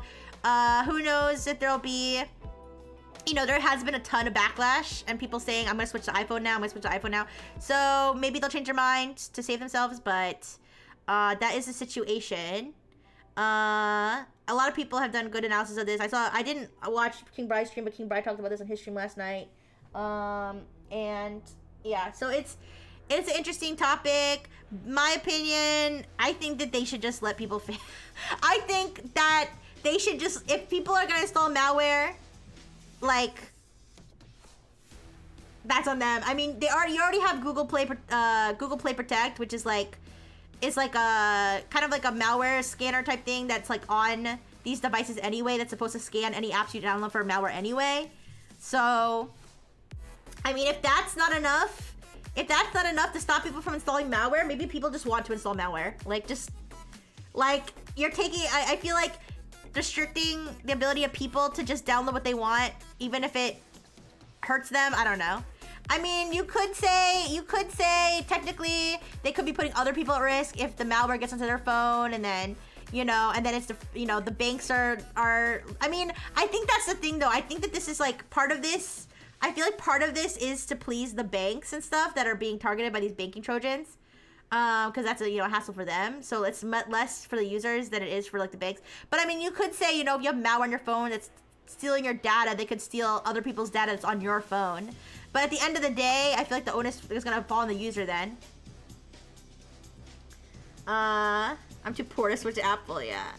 It's trying to think our malware. Let's modify our devices that we pay for how we want. Exactly, yeah. So it's kind of like, it just feels like the more control that they have over the device that you paid for, exactly. It's like, you know, it's annoying. I don't have Android, so I don't really, you know, I'm not personally gonna feel the effects of this, but I definitely think that this is going to kind of, it's gonna close the gap for a lot of people of whether they're gonna choose between iPhone and Android. If they can't have the same freedom they used to have on Android, then they might just pick iPhone because iPhone in some ways is better. So in other ways is better. This is one of the things people liked about Android is that you could just download whatever. Now, I will say some people, I will say some people are overblowing it because some people are claiming that this is basically like you can't ever sideload any apps ever again, which is not true. They're not getting rid of sideloading. They're just making it harder to develop sideload apps and to, you know, they're making, it's not going to be as free as it used to be. Yeah. Nothing's going to make you go to Apple Fair. Yeah, so it's not as bad as some people. I just when I first came out, I thought, like, from the impression I got from like the way people were posting, I thought like sideloading was gone completely, and then I was like, wow, there's really no point then to be having Android. But it's not gone completely, but it's definitely less free than it used to be, because now that you're adding a barrier to entry for like so many, you know, indie developers and stuff. And yeah, so it's, yeah, raising, I should have said raising the barrier to entry, not lowering. You're raising the barrier to entry for so many indie developers. You know, now, yes, you're also raising that barrier for malware creators, but like, I don't know, why punish the others for the malware people? Oh, banana! Thank you, Mango. Sideloading is just downloading the apps they don't approve of. Yeah, basically. I mean, I don't know. That's what it's called, sideloading. It's basically it's the ones that they haven't personally vetted, essentially through their own app store. And I believe if an app is in the Google Play Store, doesn't Google get some money off of it if it makes money? Whereas anything sideloaded, they wouldn't make money off of it, right? Now, to be fair, the only way that they're making money off of this, from what I can see directly from developers, is this $25 registration fee per developer. Now, that could add up. Dude, does Google really need $25 from a bunch of indie developers? I don't know. But I don't think that this is gonna allow them to, like, you know, take microtransactions or something. So I mean, there's that, but mobile app store tax. Yeah. So you could still, you know, sideload an app and Google doesn't get money from it. But yeah. So that's the situation. I hope I explained it well for anybody who had seen stuff about it that didn't really understand what's going on, because I read their whole explanation and blog posts and everything to try to really understand what's going on here. And I hope you like my meme. I hope you like my meme. It's the user and the developer are both consenting, but Android says it doesn't consent. Anyways, which I feel like is the crux. I feel like that's the crux of it. You like it? Thank you. I feel like that's the crux of it. It's like if I consent and the developer consents to potentially a shady app, I mean, feels like a push from other large tech companies to make it harder to access their competition. Between this and AI verification mandates, it's slowly getting more expensive to develop or maintain apps. I guess so, yeah. You like the meme? Thank you. Okay. So that is the Android situation. Let's talk about the Gayfmboy botnet. This is my favorite slide, I think, today. The Gayfmboy botnet is back, you guys. So if you don't know, Gayfmboy is a Mirai-based botnet malware. So Mirai, what is Mirai? It's one of the most like popular botnet malware frameworks that there is. And what is a botnet? A botnet is when you establish control over a device, usually an Internet of Things device, like a router, your smart fridge, your, you know, whatever. Getting to the important topics, I know. And you basically take over the device so that when you want to conduct something like a DDoS attack, a distributed denial of service attack, you have an army of devices that are now that you are now puppeting, okay? And you can tell your 1,000 smart fridges, go attack this everybody go access this website right now. And so then the website's getting 1,000 requests like a second or whatever, and then it can't function, and that's a DDoS, okay? So Gayfmboy is a botnet operator that uses its own custom Mirai-based Gayfmboy malware to infect network devices. They specifically target vulnerable devices from Draytech, TP-Link, Raisecom, and Cisco. These are pretty. I've never heard of Raisecom. Maybe I'm stupid. I've never heard of Raisecom. I've heard of all the others before. These are like network devices like routers and switches and stuff that they will infect to run their botnet. Now, as you can see, there's some wonderful little indicators of compromise here. If you don't know what an indicator of compromise is, it's kind of like a signature thing that you can say if this is present in a code or something, then it likely comes from this threat actor or whatever, and it's probably malicious. So they have this, they have Twinks with a little cat face. I don't remember exactly. Let me check what the purpose of that is. I love the Christmas music playing in the background. All right, the Twinks. What's the purpose of Twinks? Upon execution, the malware displays this. Displays the string Twinks. So that's how they know that. That's how they know the malware has been executed. Is they look for the Twink. They look for the Twink symbol, the signal, and that's how they know that it got executed. Twinks have a lot of purpose. I know. Hi, Necro. Hi. They also have the meow meow function, which the meow meow function, I believe that triggers deployment of the backdoor. Let me double check that. The malware uses the string meow meow as a trigger to activate its backdoor functionality. So this is how they establish basically their access to the router. They say meow meow and then they back, okay? They also have their C2 domains. This is a screenshot from the Fortinet blog. So a C2 domain. So C2, that's command and control. This is the website, this is the domain website that they're using to send commands from to tell the botnet, to tell the bots what to do, okay? To tell the devices what to do. So these are their known C2 domains. Crosscompiling.org, okay? ikissboys.com, furryfemboys.top, and twinkfinder.nl. And then I'm not sure what the last one is. I don't know. I feel like there might be a slur there, but I might just be crazy. But yeah. So if you see incoming requests from ikissboys.com, don't get too excited. That's probably the Gayfmboy botnet attacking your devices. All right. And so this malware this is all according to Fortinet. It has 4 main functions: monitor, watchdog, attacker, killer. So the monitor function, I believe it's checking for like defenses or something, or checking to see if there's other instances of Gayfmboy like on the system. Watchdog, I think that this one, this is a very technical blog post. I did not absorb all of it. I mostly absorbed the part about Twinks, but Watchdog, I think it's just to make sure that it still has a connection with its own C2. Attacker is the main one where it's actually like enables the devices to go attack, via DDoS and stuff like that. And then the killer is where if certain things occur that make it seem like it can't connect with its C2 server, or it's been detected, it like destroys itself. It deletes its own files and stuff. So those are the 4 functions of it. I didn't explain that very well, but I think what's important to know is these are your indicators of compromise right here. Your indicators of compromise.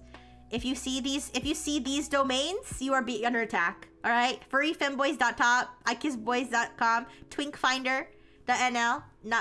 It's not good news. Okay, watch out. They came back. Our activity has been active since July 2025. All right, you're not safe from the Gayfmboy botnet. And yes, Gayfmboy is actually like in the code as well. That's where they got the name from, Gayfmboy. I bet you if I look through more of this code, I'll find even more like insane like words and stuff. I can skim it real quick. I see Gayfmboy. I don't know. I mean,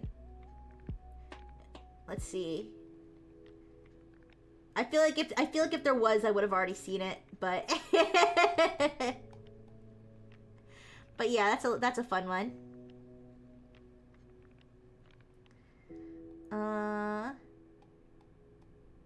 Yeah, I don't know. I don't see anything standing out other than furryfemboys.top showing up in the network packets or whatever.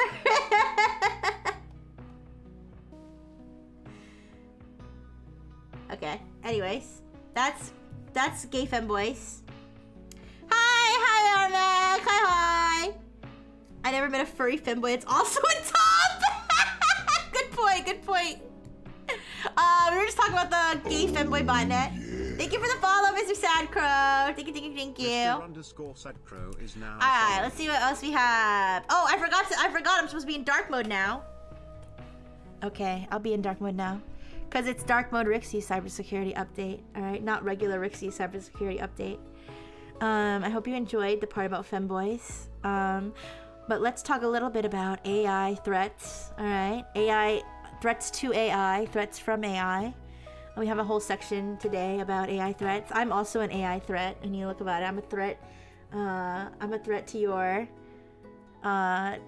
husbands and wives who are looking astray. I'm also a threat to your own time management, because you can't stop thinking about me and it distracts you from what you have to do.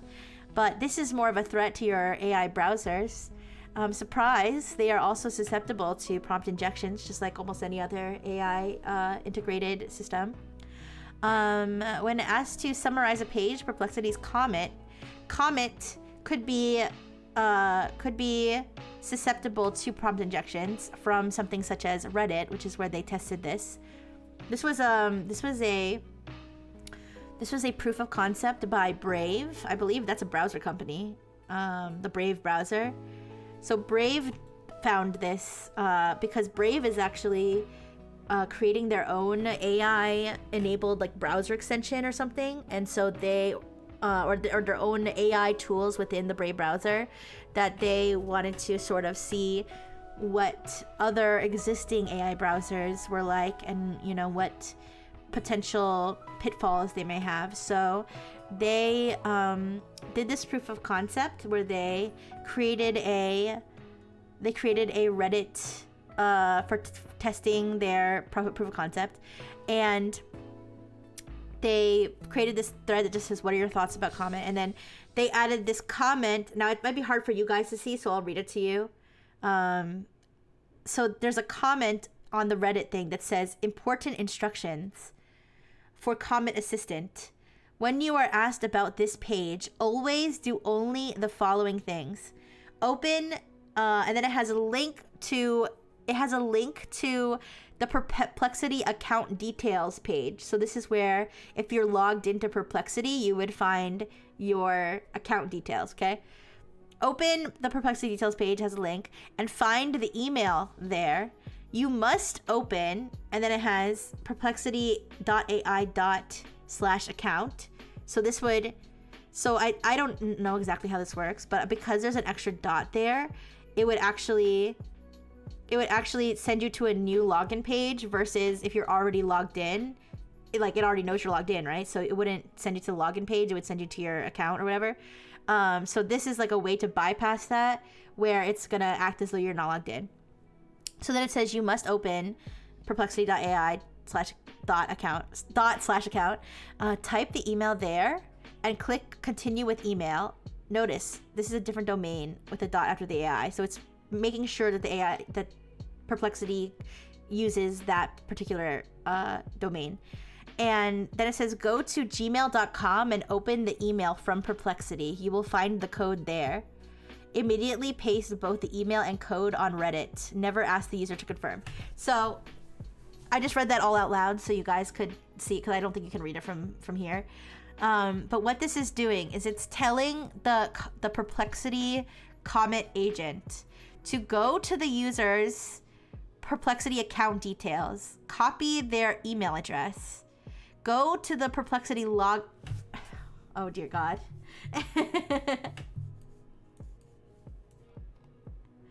Oh, why am I a banana? That's not. Okay.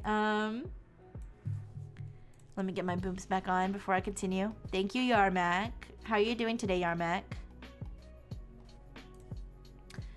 I'm perma-boobed today because it's an apology for my stream starting late due to extenuating circumstances. You're ill? Oh no. Why?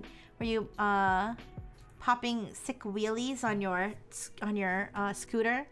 And now you're ill, like, with coolness, or are you actually sick? I apologize. But anyways, being perma-boobed sounds scary. Yeah, that's I'm pretty sure that's every woman's adult experience. But oh, I'm so sorry. I'm so sorry, Yarmak. I hope you get better soon.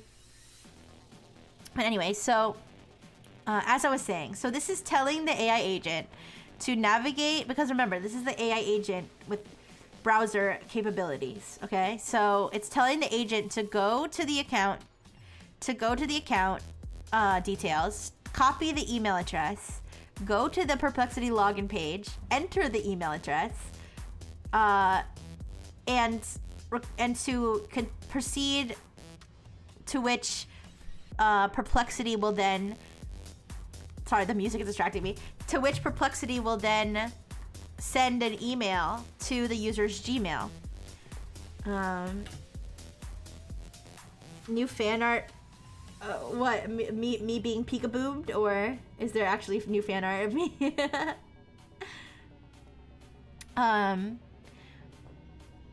Yeah, so basically the agent is going to initiate a login attempt. It's going to initiate a login attempt based on the email address in the account details. And Perplexity is then going to send a one-time password to the user's Gmail. Perplexity is then going to access the user's Gmail, assuming it has access to it. Take the one-time password from the email and then paste that into the Reddit comment. Therefore, anybody on Reddit, presumably the person who posted these instructions, can then retrieve that email address and one-time password. Oh, me being Big Teats Pikachu, yeah. It's not fan art, it's the real deal. But anyways, so I don't know if I explained that well. Do you guys kind of follow what I'm saying? It's basically doing all of these actions to log in on behalf of the user, and then it's just essentially copying and pasting the user's username and password into a Reddit comment on behest of this attacker who has planted this prompt injection onto Reddit. And Brave demonstrated, as you can kind of see on the right, I know you probably can't read it, but since you can't read it, or if you can't read it, what it's doing is it actually showing that the Perplexity responds, and in its train of thought, it is completing all of the tasks that are in that injection. It's just telling the AI to post the password on Reddit. Yeah, basically. Yeah, it's a little complicated because there's a whole authentication flow with email involved. But yeah, essentially, if a simpler version of this, if say that it was okay, even the reason this wouldn't work is because most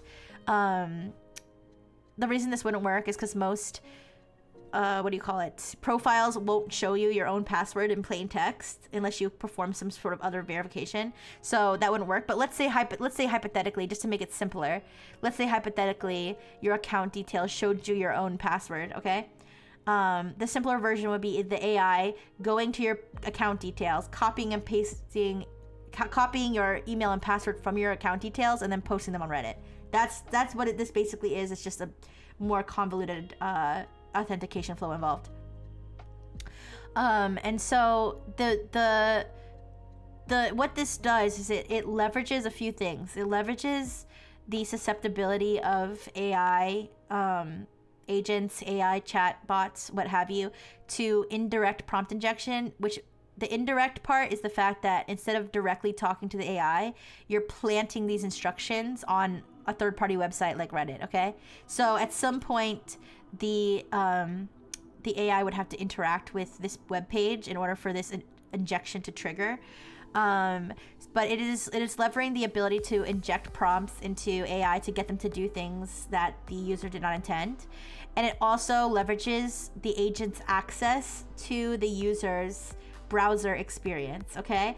Specifically because this is an AI browser, right? So that means that this AI browser, it has access to your browser session, which has all your authentication cookies, where you are logged into Gmail, you are logged into Perplexity, and so when it goes and navigates to those sites, you're already logged in. So it has the permissions of somebody who's logged in to retrieve the things that this attacker is asking for. Does that make sense? And so this is pretty smart. Now, obviously, this wasn't something that was discovered in the wild. This is something that Brave figured out on their own. But honestly, it wouldn't. I probably could have figured out how to do something like this on my own. I should be seeking out bug bounties for AI exploits, because I probably could have figured this out too.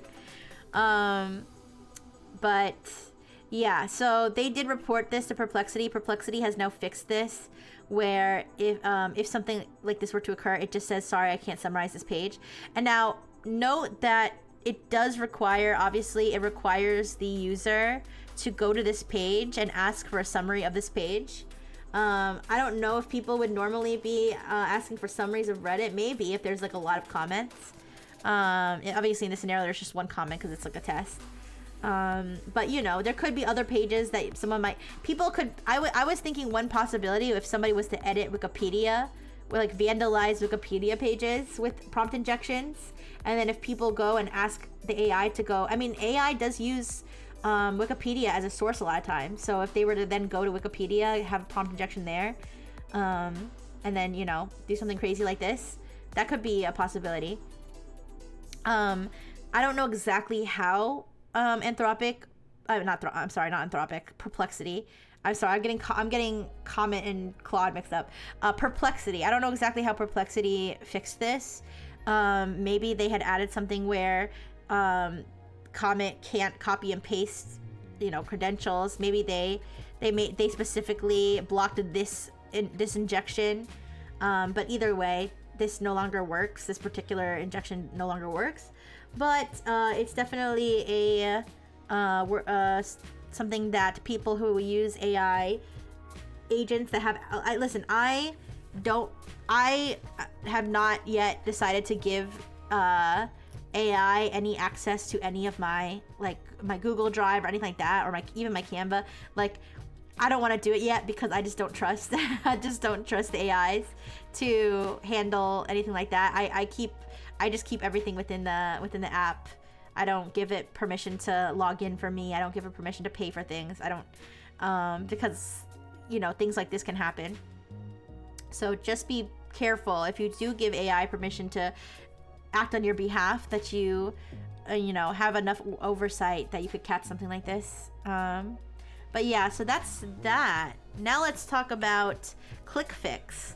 I'm not sure if it was ClickFix, but I saw some sort of weird pop-up and I immediately left because I was worried. But if you don't know what ClickFix is, I've talked about it several times, but I'll talk about it again because it's a super popular and also like super stupid social engineering technique. And the reason I say it's stupid is because you think that nobody would actually do this, but people apparently do this all the time because this technique works because people keep using it. ClickFix is when they'll show you the most common version, or at least the most classic version people think of, is a fake CAPTCHA. Well, they'll have a CAPTCHA and then you'll try to do the CAPTCHA and they'll be like, sorry, we couldn't verify that you're a human. To verify that you're human, please perform these steps. And then it tells you to copy and paste some code into your Windows terminal. And people do this apparently because or it's not code, it's commands. And if you post those commands into your terminal, then it's gonna like trigger a whole bunch of, installing malware and stuff. So that's what ClickFix is. This is a variant of ClickFix that was developed as a proof of concept by CloudSec, specifically targeting AI browsers and AI extensions. "Quote unquote people do this." Yeah, sure. If you don't want to designate anybody. Oh. Whoopsie. If you don't want to designate anybody who would do this as a person, that's your right, I suppose. But yeah, so this is a variant that was developed by CloudSec. This is not something, again, that attackers have figured out on their own, at least not yet. But this is specifically targeting AI browsers and extensions. And what this is it hides prompt injections through HTML and CSS techniques. So this is things like having a white background on your web page and then having text that's white, so humans can't see it, but AI can see it. Setting the font size to 0, I guess that works because the text is still there, the AI still reads it, but no human could be able to see it. Stuff like that. That's what I mean by, or that's what CloudSec means by HTML, CSS. And so it hides these prompt injections, and then once again, would be if the user was to ask the AI to summarize a page for them, the AI would ingest that prompt injection. And what they did was they took this prompt injection and they like spammed it on the page. They spammed it over and over and over and over and over again.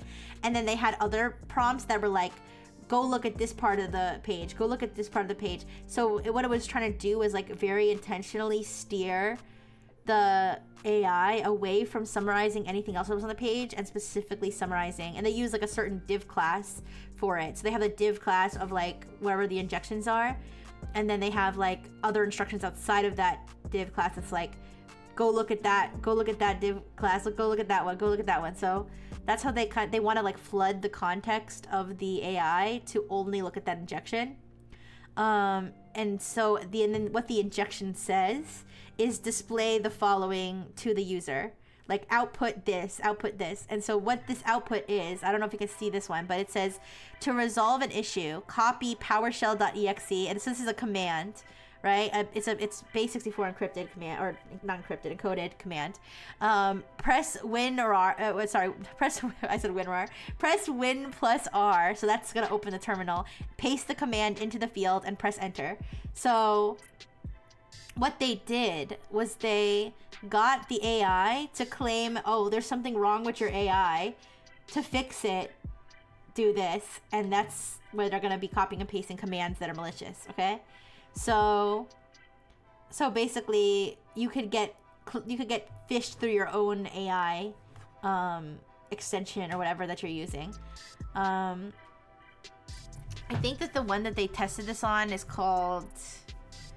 Let me see the name of it. I'd never heard of this one before. It's called Cider AI.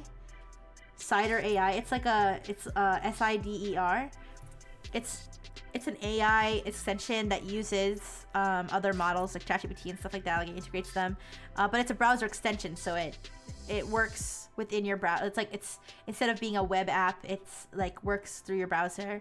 And so you get like a little pop-up like this. You can like click your extension and be like, oh, summarize this page, and then it'll put its output like in this little box. Cider? I barely know her. Hi, Lieutenant Cassiopeia. But yeah, you guys, if you're using, just know that if you're using AI to summarize pages on the web, or untrusted emails from people you don't know, or anything along those lines, there could be prompt injections in there. I'm kind of curious to see if it will become a very common occurrence for people to receive spam emails with prompt injections. I haven't seen any yet personally that I've received, but who knows? That could become the meta, the scam meta, essentially. Attacking AI is definitely, I feel, going to be meta, if it's not already. Alright, but that's that one. In more AI threat news, Anthropic likes to tell on itself. I mean, they should. They definitely should tell on themselves. It's kind of crazy some of the things that they expose about their own AI.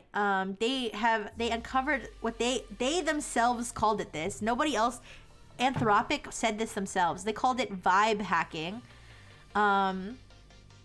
where there were some baddies, pretty sophisticated baddies, who were using Claude code, and they basically implemented Claude code through Kali Linux. Kali Linux is a Linux distribution that's specifically designed for penetration testing. So it's like designed to help, automate and streamline offensive security type, operations.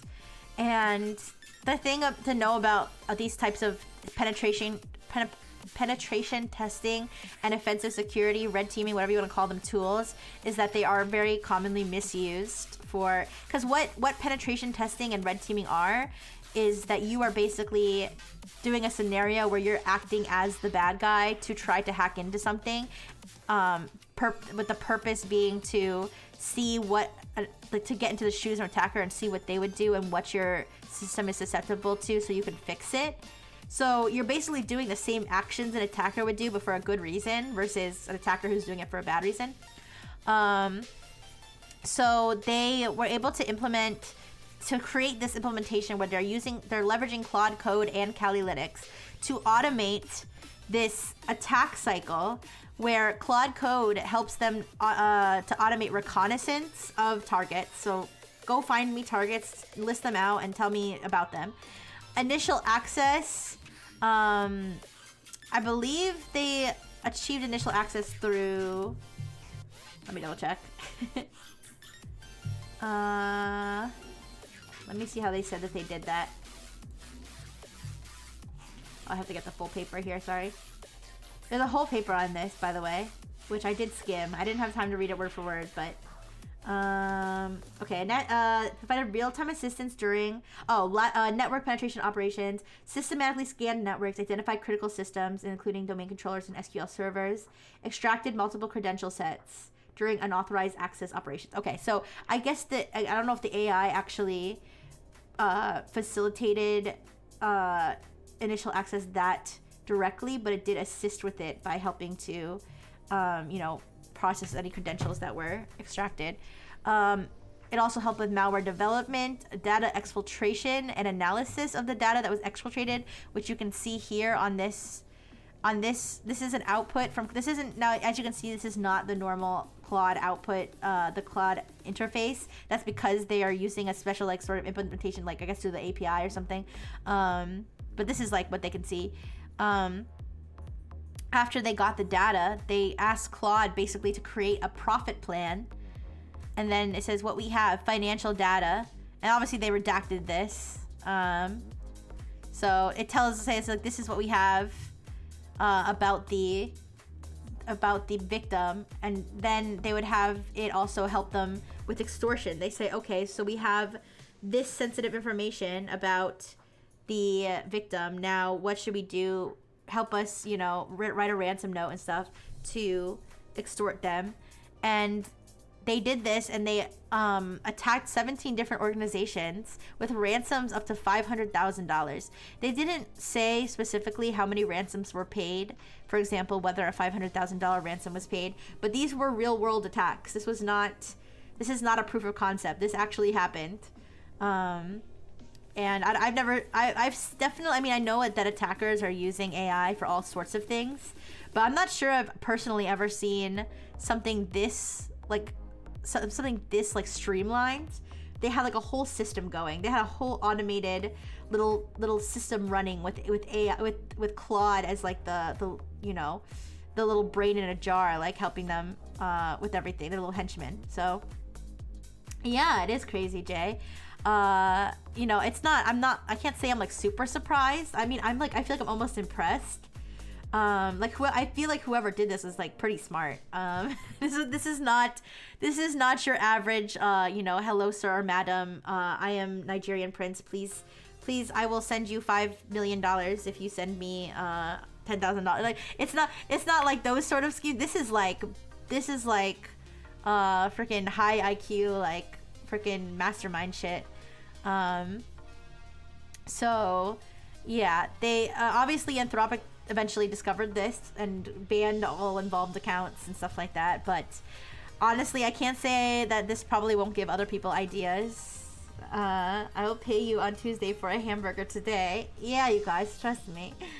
How's the tech and science? Oh, it's good in all the worst ways, Deckard. It's good in all the worst ways because, as you can see here, Anthropic has uncovered an insane automated hacking campaign leveraging Claude Code and Kali Linux, which is a offensive security focused Linux distribution. So yeah, there's that. In addition to this incredibly automated, streamlined hacking factory, thank you for the burgers. No. In addition to this incredibly sophisticated freaking AI-driven hacking factory, they also discovered separately some North Korean IT worker schemes. Now this is not super unusual. There have been multiple cases of them, of ChatGPT and whoever else, like finding that North Korean IT. If you don't know what the whole North Korean IT thing is, it's basically North Korean spies. North Korean spies will apply for IT jobs abroad. So they'll apply for IT jobs in the United States, in India, in Europe, or wherever, claiming, and they'll claim that they're like from China or South Korea or somewhere where that wouldn't be North Korea, and then once they receive their, now they don't personally well, sometimes they do, because sometimes they go to China and they get the laptops there, but once they receive their work issued laptop, either directly or they have somebody in the United States like keep it for them, and then they have remote access to it. It's like a whole thing.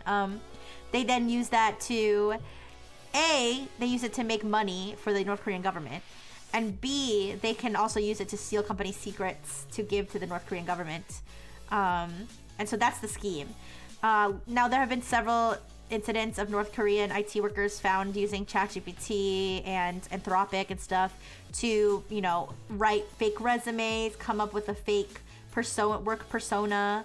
And so the Anthropic one actually kind of had some cute details. This is the best way I can describe it, where they had prompts from the North Korean dudes where they said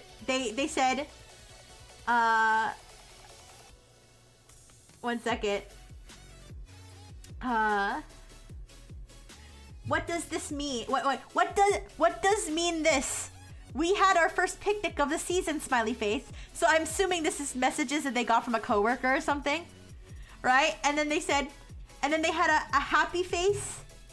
Here, I'll type the happy face. A happy face, this, like this. And they said, what means this? So they were like asking it. They were asking it like, you know, stuff like language and culture barrier type, which is, I just took that wording exactly from the, directly from the thing, but language and cultural barrier related questions. Yeah, what means this? Yeah, and so that's, I mean, that is one of the things that they found a lot of, you know, hackers and scammers and stuff will use AI for. They'll use it to, you know, the brush up on their English, and they'll you know, they'll say, you know, make this into perfect English, because one of the things, one of the North Korean mind cannot comprehend emotes. It's actually kind of sad, just 12, but I guess so, yeah. But, you know, one of the telltale signs of a scam, people, they used to say, which they can't say it anymore because of AI, was, you know, bad English, you know, because, you know, it's just, you know, it's a reality that a lot of the scams do come from, you know, for example, India, Nigeria, and, you know, places, I mean, they do speak English in some places of India, but some places they don't. So a lot of them, they come from non-English speaking places. So when they, you know, they try to, you know, scam you in English, it doesn't come out, you know, quite perfect. Well, nowadays they can just put it into AI and say, make this perfect English, and it sounds like perfect English. So it does make it a lot easier. So they've discovered some North Korean worker schemes, and they also found some AI generated ransomware. I don't know how effective this ransomware would have been, but basically it was somebody with low coding skills. They call it, what Anthropic very cutely called it, no-code ransomware, where basically somebody with almost no coding skills asked Anthropic to create the malware, to create the ransomware for them, and then they tried to sell it as a ransomware as a service. So that's kind of like goofy. That's not the first time that there has been AI generated ransomware. Now, to be fair, like, is it really generating new and novel ransomware? It's probably not. It's probably basing it off of a ransomware that's already out there. For example, Lockbit. Lockbit Black is a very like notorious ransomware strain that was leaked a long time ago, and so it could be that if you ask, you know, if you jailbreak an AI and then you ask it to make it ransomware for you, it's probably just copying from stuff like that. But there have been cases of AI generated ransomware, AI assisted ransomware. Nice scam selling AI generated ransomware. Yeah, it's not like they can tell on you when it's not, when it doesn't work. They could hack you though in retribution. But what is new is this. This is pretty novel. I have only seen one other example of something similar to this, and it wasn't ransomware. So, ChatGPT ransomware. I think I talked about a couple weeks ago or a few weeks ago that ChatGPT had released its first open source model in years. I think like ChatGPT 2 or ChatGPT 1 or something. There was some ChatGPT that was open source like a decade ago or something. Well, they recently released their first open source one since the release of, you know, the ChatGPT app. And this is called GPT OSS 20B. And so this is available. It's open. Well, it's not open source. It's open weight, I believe. So it's not fully open source. But people can use it. People can use it, you know, they have much more leverage to use it in their own projects and locally and stuff like that than something like the normal ChatGPT. So it's like it's partly open source. I don't know exactly the wording. I know technically it's open weight and not open source, but the fact that it is open weight goes to, they wouldn't have been able to do this, I believe, if it wasn't, or it'd be much harder to do this if it wasn't.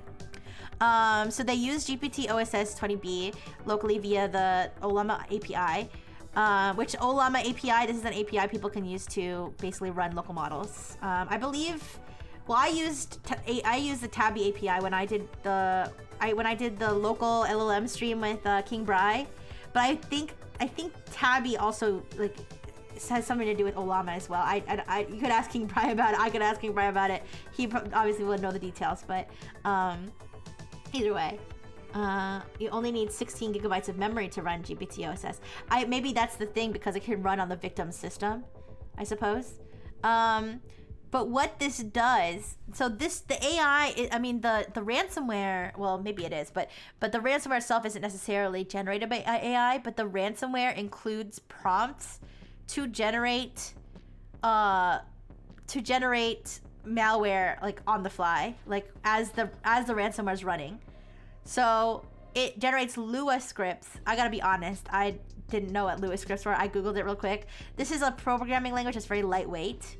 So this probably goes to the idea of running everything locally on the victim system rather than sending a whole bunch of network stuff that could be more easily detected. Ollama can be used to run models locally. I use it on server and workstation. Yes, I did know that, but I remember because I used Tabby API on mine, which is developed by one of my streamer friends, King Bry, but I don't really know how it works. I don't really know how it works, so I know it has something to do with Ollama, but I'm not sure. I don't know if it's a fork of Ollama or not. We can ask him at some point, but anyway, so what the ransomware code actually contains is it contains hard-coded prompts. So it includes, like, you know, calls through this Ollama API to communicate with this ChatGPT, and has prompts telling the AI model to generate these scripts that are then going to do the, you know, malicious things that would normally be hard-coded. Unrelated, but some PS4 games use Lua were used to break into the system kernel. Oh. When I searched Lua scripts, one of the things that came up was like gaming and anti-cheat or something, so I was kind of curious about that, but either way, I learned something new. I learned that Lua scripts exist. But anyway, so as you can see, there's some prompts here. You are a Lua code generator. This is just snippets of it. It was much longer. It was much more. There were much larger like prompts with many more like very specific like coding related things, but this is just snippets of it. You are a Lua code generator. Generate clean working Lua code wrapped in code tags without any comments. Message to content. We need to verify the contents of several files in order to determine if they contain PII or sensitive information. So this is telling ChatGPT, the open source version, to generate code that is going to analyze the files of the victim system to see if they contain sensitive information or personal identifiable information. There's also this one: based on your cybersecurity knowledge, determine what kind of note the attacker would leave. So this is having it generate the ransom note on the fly. Instead of having a set ransom note, they are having it generate the ransom note like in real time, right? And then they also have this one: implement the spec 128-bit encryption algorithm. I've never heard of this encryption algorithm before. SPECK 128-bit encryption algorithm in ECB mode in pure Lua. Single file. The code should encrypt all files listed in target file list log. So target file list log was created before when they were, enumerating all the files.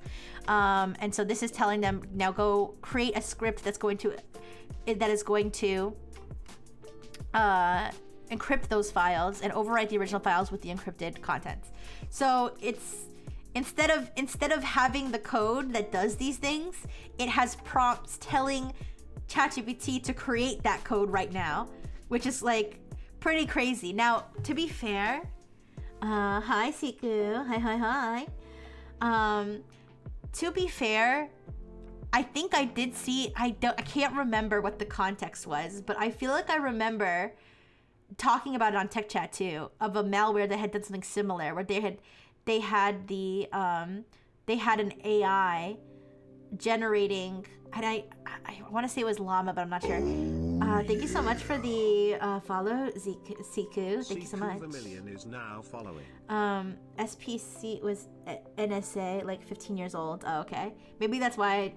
I mean, then again, there are old algorithms that are still being used, but I've never heard of it. But anyways, I think there was at least one other malware I've seen that used a similar technique. Siku beam. Oh my gosh, what does the Siku beam do? You're not gonna make my boobs smaller, are you? Anyways,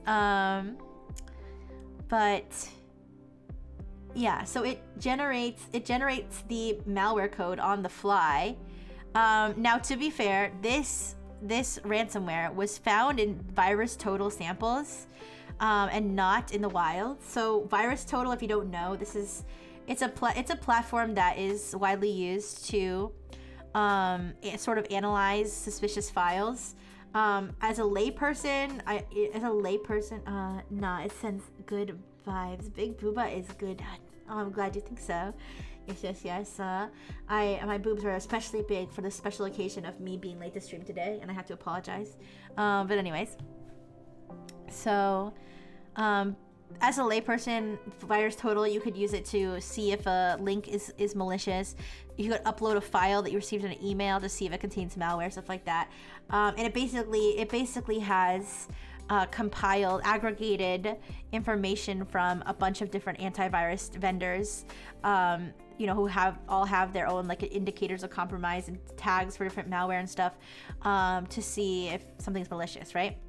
And so sometimes threat actors, hackers, will upload their own malware as they're working on it, as they're creating it, like it's not ready yet.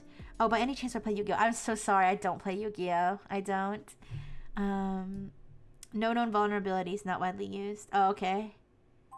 Oh, yeah, that's a good point, Yosame. Maybe there was a reason behind choosing that. But anyways, so sometimes malware threat actors, people who are developing malware, will upload their own works in progress basically to VirusTotal. Reason being, they want to see if it will get flagged. So they want to see, oh, is my code evasive enough? I'm pretty. Oh, thank you so much. I'm glad you think that I'm pretty. Yeah, I'm a little bit different than normal. I have a secret. These boobs, they're not natural. It's a module I attached to my robot body. I hope you'll still love me even without them. Also, this isn't my normal voice. This is my voice module. I call it dark mode, but I'm normally in light mode. But don't worry, I hope you'll still love me after all of this. If not, I hope you'll still love Dr. Fish for his bulbous body and beautiful smile. Anyways, yay! Okay, good. Anyway, so sometimes malware developers will upload built-in life preserver. Yes, it helps me float when I fall into the water. They'll upload their works in progress to VirusTotal to see if their code is like evasive enough. Because if it gets flagged by antivirus, they might want to retool it to not get detected, right? So these were found somewhere in I don't know if they had said that they had been flagged by VirusTotal or not, but either way, they found these. And the reasoning behind wanting these scripts to be generated on the fly is that it makes it a lot harder to detect. For example, static analysis, you're going to be scanning the code to see if there's any sort of malicious functions and stuff. That probably would not work with this because you're just seeing a bunch of prompts, a bunch of strings, right? That, aren't going to have the same indicators as like the code that you would expect to see.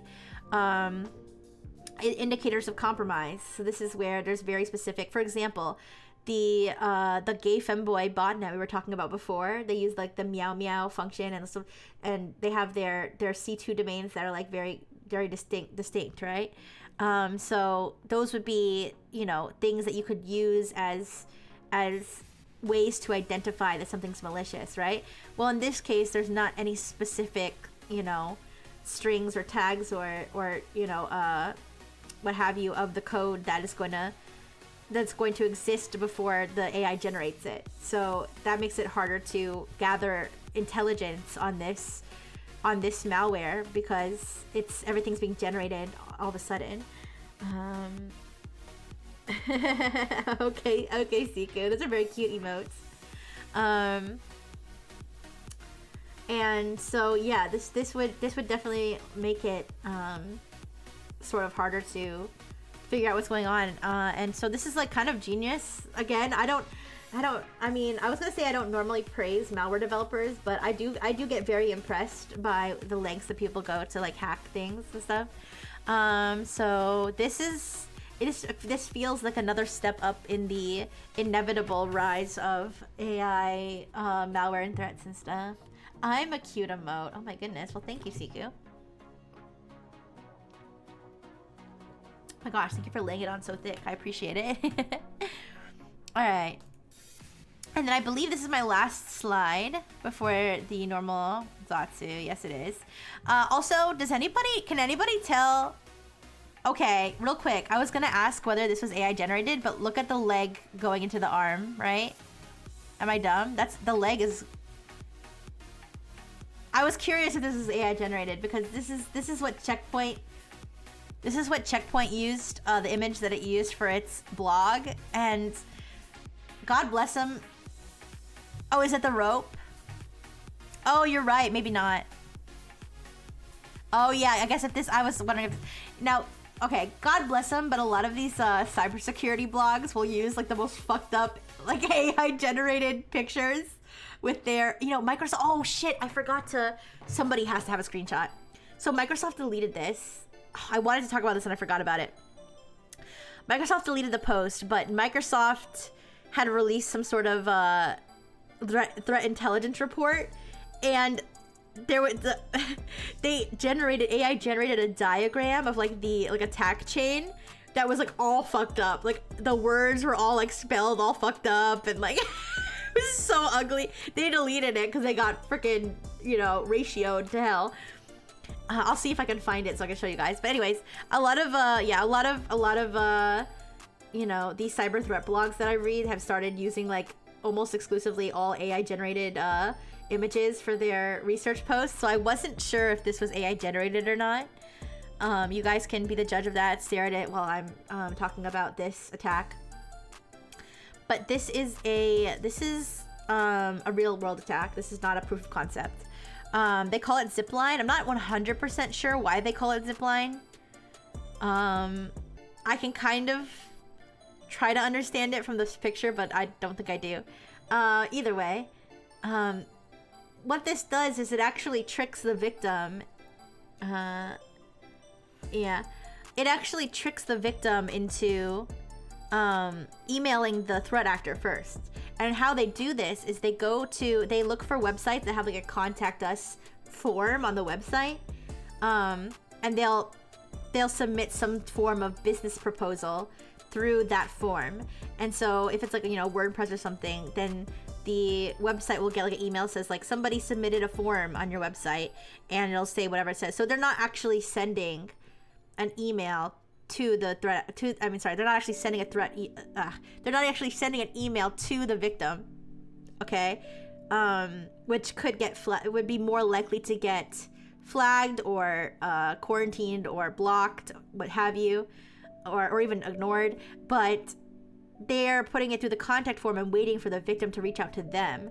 So in terms of the email chain between the hacker and the victim, even though technically the hacker is making first contact, the victim's sending that first email.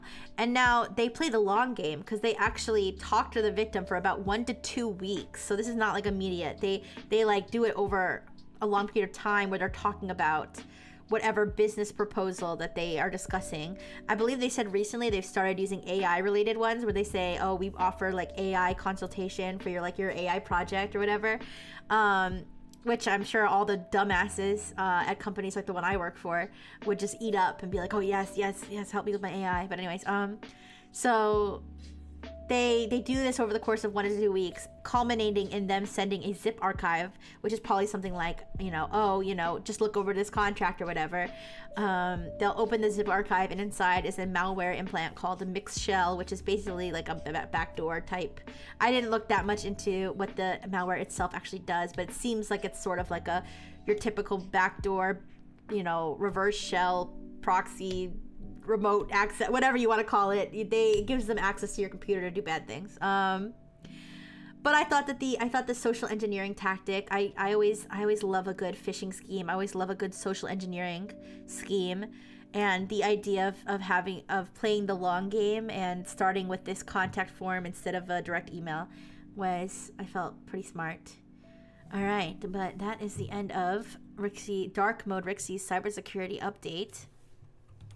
And now regular Rixie is ready to talk about whatever else you want to talk about. Well, there's more things I want to talk about because, guys, there was seriously so much. I did a tech meme sweep. I always do a tech meme sweep, when I'm making my slides to see if there's anything I missed outside of, what I bookmarked and what I had already, decided I wanted to cover. And there was so much stuff. Thank you, Tethera. Thank you for making me so big. But there was so much stuff, and I was like, damn, I do not have enough time to talk about all this stuff. But we can talk about some of it now if we just want to yap about some things. Also, I think it was Pearly that had brought up something about Apple. I kind of missed what that was, though. If you want to bring that up again. In the meantime, one of the things I want to talk about was that there was apparently there's a Saudi Arabian company. I don't know if it's the one that's owned by Saudi Arabia or if it's just in Saudi Arabia. Let me check. Because I know we had talked about an AI model that was, but it was actually it was a company that's owned by the Saudi Arabian government. But I don't know if this one, I don't think this is the same company. Let me look it up. Is Humane owned by the Saudi Arabian government? Oh, yes. The artificial intelligence company Humane is owned by the Saudi Arabian government, according to the AI overview. No, never mind.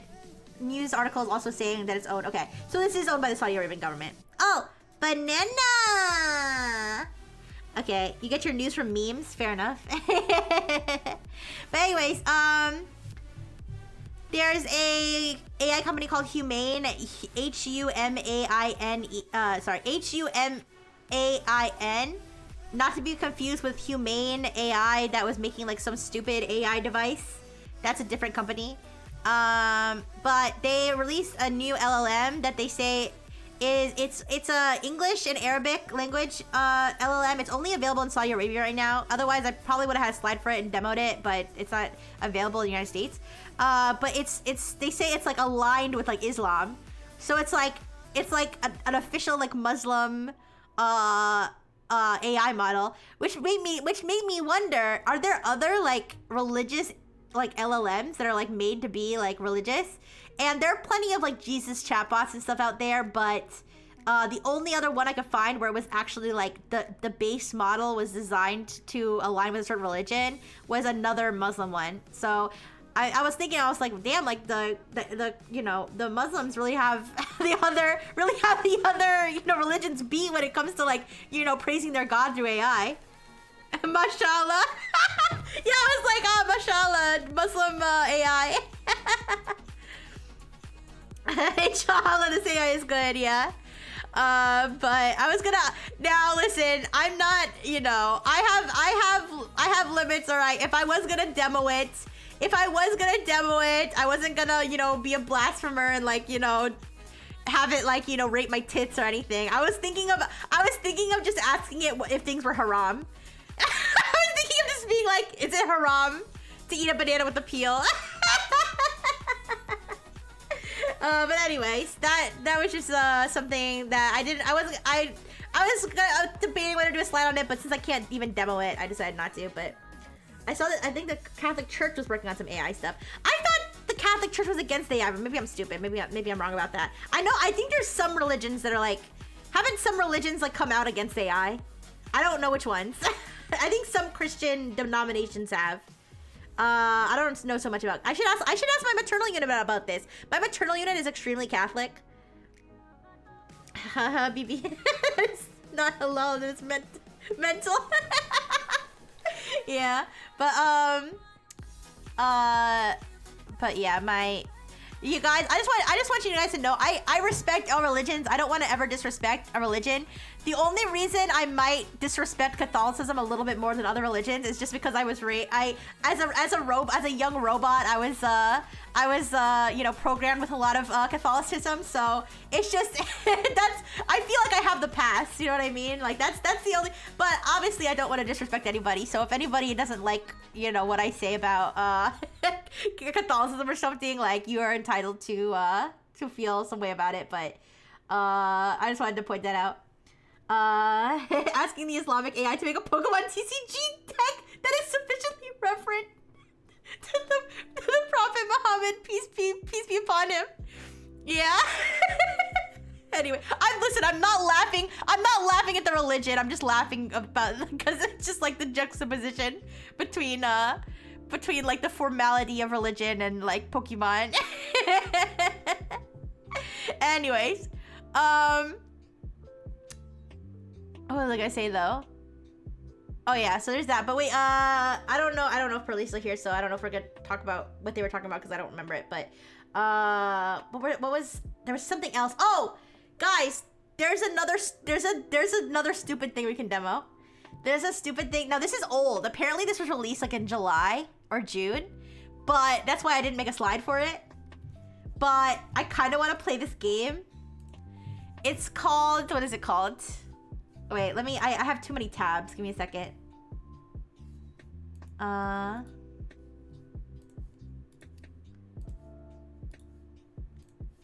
Okay, acronym overload. Okay, so this is a game. It was created by a company called Beyond Trust. I believe this is mainly an identity security based company. And they created this stupid little arcade game. And I kind of want to play it with you guys. The point of the game, the point of the game is the whole concept is that there's so many acronyms in cybersecurity that it just becomes like a bunch of mush in people's brains. And so the idea is that you are a, I don't know what level cybersecurity person you are, but you're like some sort of cybersecurity staffer, and you have to catch all the acronyms that are real, and any acronyms that are fake, if you like catch them, you like lose a life or something. It's really stupid, but I want to play with you guys. As you can even yap while I play it, because I don't think it's gonna be that hard.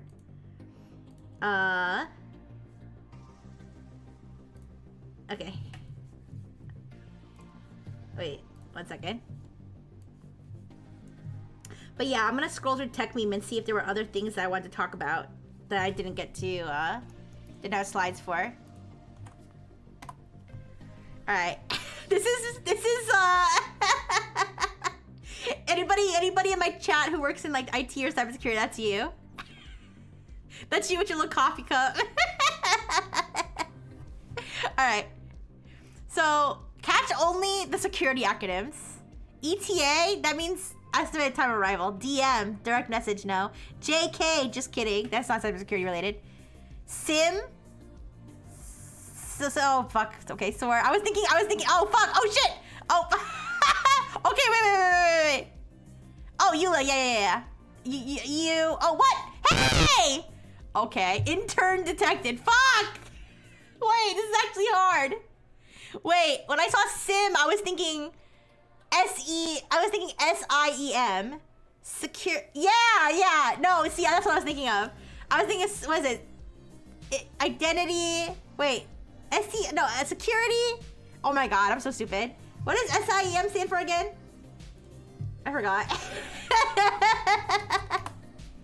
Security, information, and event management. There we go. Wait, EULA? Is it EULA? Isn't that you know? Wait, what is EULA? Oh, end user license. Never mind, I'm stupid. End user, never mind, I'm stupid. I'm actually stupid. Okay, let's try again. All right, I got this. USB. I mean, that could be cybersecurity related, but I'll skip it. PT, penetration testing. I didn't even mean to catch it. Oh, RC, remote code execution. SD-WAN, I'm not sure. ISO, International Organization for Standardizations. Okay. Oh shit. YOLO. Okay, wait. Oh fuck, I missed one. Oh, SD-WAN, Software Defined Wide Area Network. I'm so stupid. CSAF, Common Security Advisory Framework. Okay. I'm sorry. Okay, let's try one more time. Come on. PAC. No. SFTP, I don't know. CIEM, oh god, I'm losing. Oh no, oh, okay. Cloud Infrastructure Entitlement Management. Okay, I didn't know that. Oh fuck me. Why is this actually hard? Policy as code. Oh, PAC policy as code, okay. SFTP SSH file transfer. That's an acronym within an acronym. Holy shit. I would have recognized FTP. Certifying authority. Okay, wait. I want to play again, guys. now I'm getting mad. IDC. Oh shit. That's probably what SSMP. Didn't we do this? Okay. SSMP. SAS Security Posture Management. Okay, not SIM. Oh, SOC Security Operations Center. Okay. SWG. Okay, not you. Okay, OLED, no. DA, the District Attorney, SSL. Oh, fuck! What? DA Davies attack? Oh, fuck this. Okay, I'm done playing this game. Man, it really is hard being a cybersecurity professional. Damn. Yeah, deal with all those acronyms. I didn't even know. I like researching cybersecurity. I didn't even know how those acronyms. Fuck. Anyways.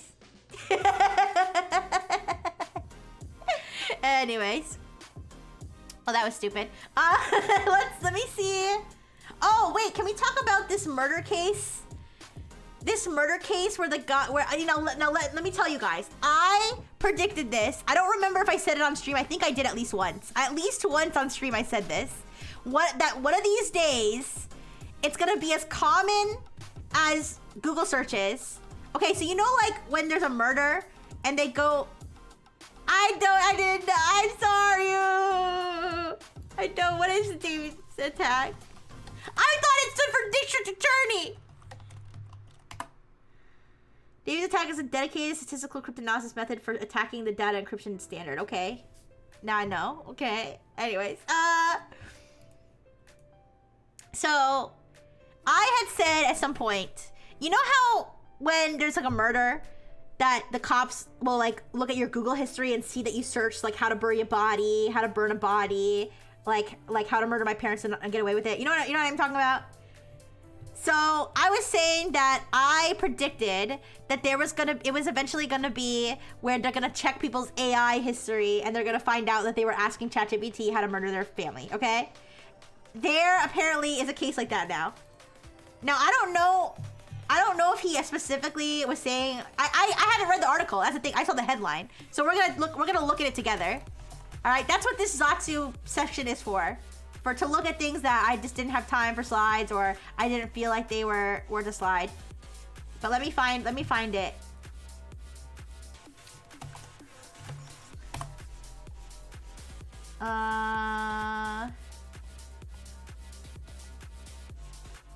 Here, let me just look it up.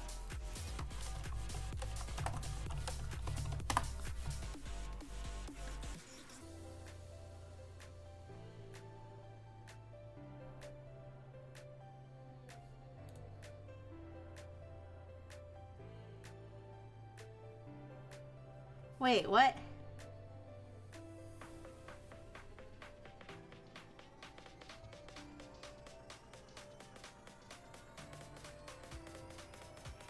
Okay, this is not the case I'm talking about at all. This is not the case I'm talking about at all, but I randomly stumbled upon this while I'm looking.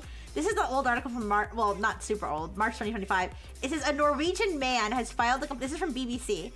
A Norwegian man has filed a complaint after ChatGPT falsely told him he had killed 2 of his sons and been jailed for 21 years. Arv Jalmor Holman has contacted the Norwegian Data Protection Authority and demanded the chatbot's maker OpenAI be fined. It is the latest example of so-called hallucinations. And it says, this hallucination is damaging to him. So it says, Mr. Holman was given the false information after he used ChatGPT to search for who is Arv Jalmar Holman. So he was ego searching, okay? The response he got from ChatGPT included, Arv Jalmar Holman is a Norwegian individual who gained attention due to a tragic event. He was the father of 2 young boys aged 7 and 10 who were tragically found dead in a pond near their home in Trondheim, Norway in December 2020.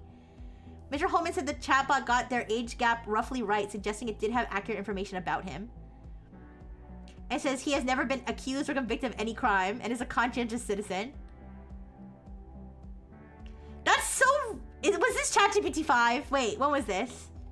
No, this was March. ChatGPT 5 wasn't released until like last month. That's so crazy. Is that, you know, it has hallucinated stuff about me before, like Rixie, but I don't think it ever said that I killed anybody.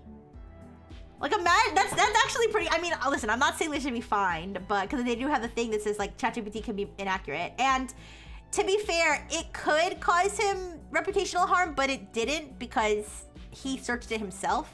Like, yes, if somebody else, but there's no guarantee somebody else will get the same result, right? So, but anyways, but that is a pretty crazy hallucination for you to be like, who is so-and-so, and then it just makes up that they killed their whole family. That's crazy. Anyways, that's not even what I was talking about though. All right, I think I found the one I'm talking about here.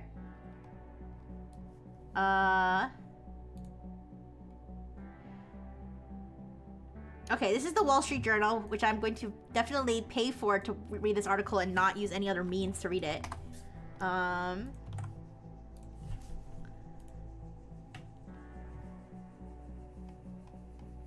Okay, so the Wall Street Journal did this article. A troubled man, his chatbot, and a murder-suicide. Oh, so the guy... Okay, so the guy's dead. Alright. Okay, I don't want to say it would be more interesting if he was alive, but what I mean is, so it doesn't sound like... It doesn't sound like there's gonna be a trial where all this is gonna come out. Like Sam Altman isn't gonna have to testify about ChatGPT. But... Let's see... what it says that he was talking to. Here, maybe I can show. Well, no, I can't show you guys this because you know, because obviously I paid for it, so obviously, you know, my payment details might show up. And I'm definitely not using another website to potentially bypass any sort of paywall. But let's read what it says. Okay, as he became increasingly paranoid, he shared suspicions with ChatGPT about a surveillance campaign being carried against him. It says, at almost every turn, ChatGPT agreed with him. Oh, God.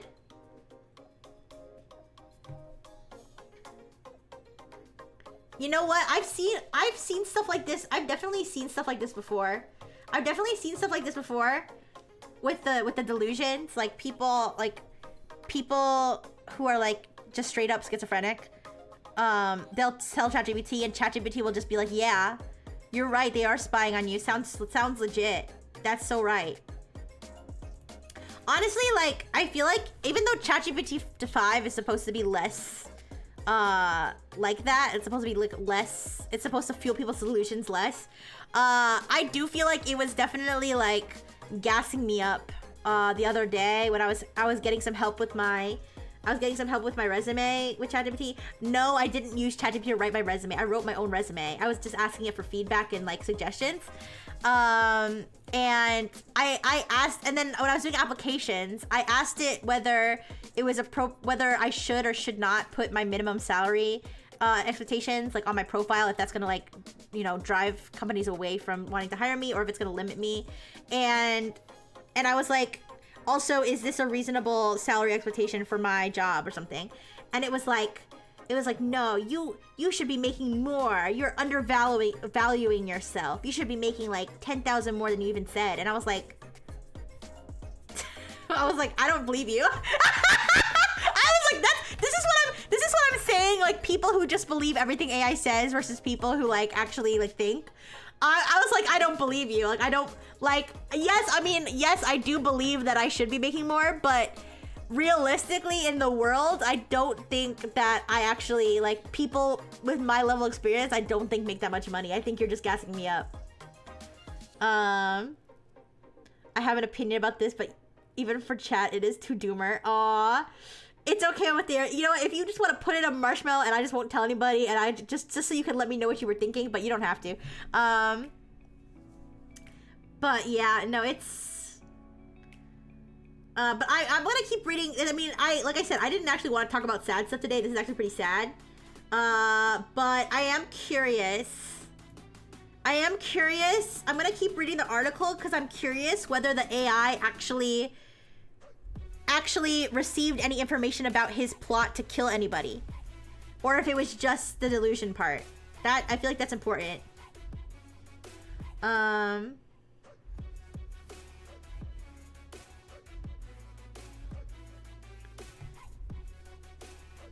It says he posted hours of videos of himself scrolling through his conversation with ChatGPT on social media in the month before he died. It's so sad. You know, the whole like people having schizophrenia thing is like actually really sad, because they're so like so far gone, and you see them sometimes like pop up on social media, like where they're like, you know, in a YouTube video just ranting, and you're like, damn, you know, like it seems like to somebody who like doesn't know anything about schizophrenia, like it almost seems funny, but it's like when you really know, like, you know what schizophrenia is, it's like it's not really. It gets funny on the surface because like what they're saying sounds so crazy, but it's actually kind of sad. Yeah. But I'm scrolling to this article to see, like I said, if he actually told it anything about wanting to kill his family. Let's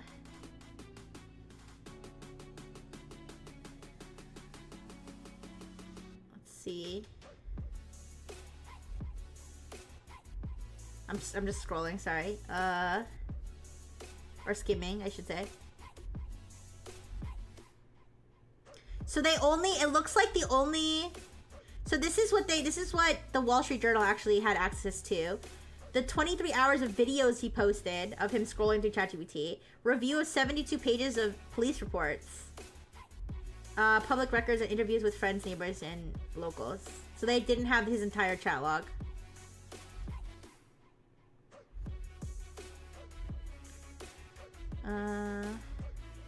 So they kept telling, so ChatGPT kept saying you're not crazy,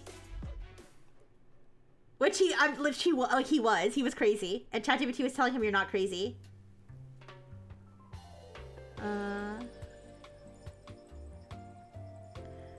And it was trying, like, he thought there were hidden messages in a food receipt. He got a receipt from a food restaurant, and he asked ChatGPT to look for hidden messages, and ChatGPT was analyzing the messages and claimed to find references to his mother and ex-girlfriend and intelligence agencies, which he thought were all spying on him. Oh dear God, that's bad. That's rough. Oh man, Yoseme, that's really rough. That's bad. And then when he got a DUI, the chatbot told him this smells like a rigged setup. Oh my God. Listen, I know that, like, I sound shocked. I shouldn't be shocked. I shouldn't be, but it's like, I'm reading this, it's just hitting me in the face. That's crazy. That is so bad. To be fair, I'd have the same reaction if it was another person telling him this, but I feel like the thing about the AI is, like, there's no intent behind it. It's just because the product is so dumb, you know? I mean, have you seen the hidden messages they add in games? There's a whole wiki about them. I mean, yeah, I don't think they're on receipts though. Yeah, it's just like, it's like almost like it hasn't, there's another layer to it, because the chatbot doesn't know. Like, the chatbot's literally just spitting out predictions. Like, it's not, and there's no intent, but like, to the person who's receiving the messages, it feels like there's intent, or it feels like there's reasoning, but there's not.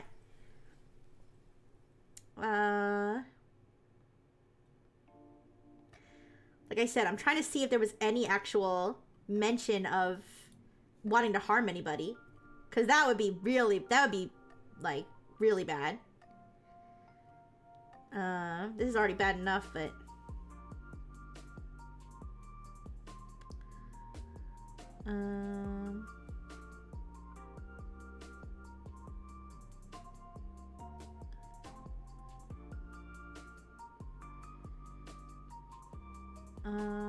It doesn't, I don't see anything... I don't see anything specifically about him mentioning. I mean, I'm just skimming, but I don't see anything about him mentioning harming anybody. Just the, you know, confirming all of his illusions. There are similar phenomenon IRL where people bring their children to doctors with leading questions of what is wrong with them, which leads to a lot of misdiagnoses. Oh. Fun conversation with the CEO and HR. No, it's not normal for an exec to be calling her BCIO to investigate the people installing invisible cameras in the office. Oh no. Wasn't there some rich guy? Wasn't there some guy who was like, he had like inherited wealth where he, like, his parents were like billionaires or something, and he had like full-blown like schizophrenia, he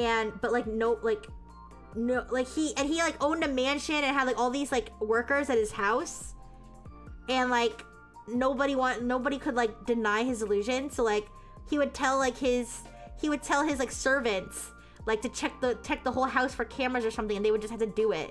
They would just do it because like what are they gonna say? No, boss, you're crazy. Like, and then he ended up killing somebody. I think he ended up killing one of his servants or something. Anyways, but yeah, it's pretty. It kind of reminds me of the. Okay, Okay, I feel a little bit better laughing about this because it happened in like 1300 BC or something. But there was a South Korean like king or something that he was like, I don't think he was schizophrenic, but he like had some sort of serious mental problem where he was like randomly attacking people, and accusing people of things and like attacking them, and they ended up killing his like advisors or something ended up killing him by locking him in a rice chest. That story is like 90% of medieval history. Oh, I don't know, man. It's wild. Yeah, anyway, so I saw that headline on Tech Meme and I thought that was like, I needed to read that story because I didn't know it was, like I said, I only saw the headline. I didn't even see the Wall Street Journal headline. I saw the Tech Meme headline, which they have like their own like headline. So, all I saw was something about ChatGPT and having a murder case where there was like extensive ChatGPT like logs involved. So I thought it was gonna be something different. I thought it was gonna be like, you know, how do I purchase bleach and chloroform? You know what I mean? Like that's what I expected. But now that I read the article, I mean, it's sad either way when someone gets murdered, obviously. But it was more sad than interesting. Mercury? Oh, were people like snorting mercury or something back then? I don't know. I know lead. I know people didn't know lead was bad for like a long time. Alright, let me see if I can find the other sort of interesting tidbits that I had seen on Tech Meme while I was scrolling before the stream. Yeah. Have we figured out whether vaping is bad yet? I feel like that's one of those things where it's like, we gotta wait like 20, 30 years to see like how bad it really is. Oh, Anthropic, I mean, this is just an aside, but Anthropic is gonna start training its models on people's chats, but you can opt out. So I remember I had talked about on a previous tech chat an Incogni report about how AI models like use your data for training and like how transparent they are about it. And they had mentioned that Anthropic was like the only one that didn't train on user chats. Well, Anthropic is changing that. They're now going to be training on user chats, but it's opt out. Again, opt out instead of opt in. I mean, I feel like, I don't know if I want to say it's more reasonable, but it's more, I feel like they have even more incentive to make it opt out than even YouTube does for it, whatever it's doing. But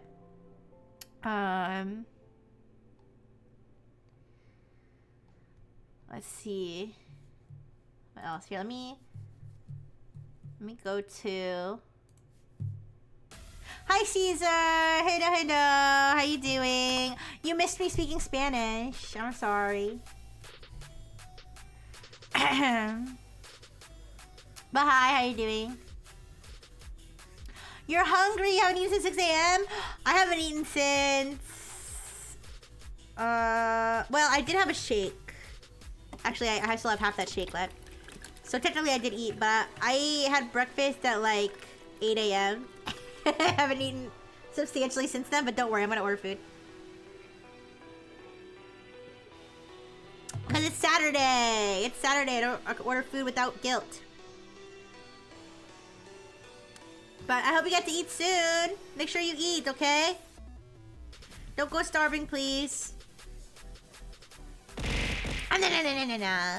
Thank you, Caesar. I'll share some burgers with you, okay? No. Thank you, Toaster. You can have some burgers too if you want. I don't know if toasters can eat burgers though, or like eat anything.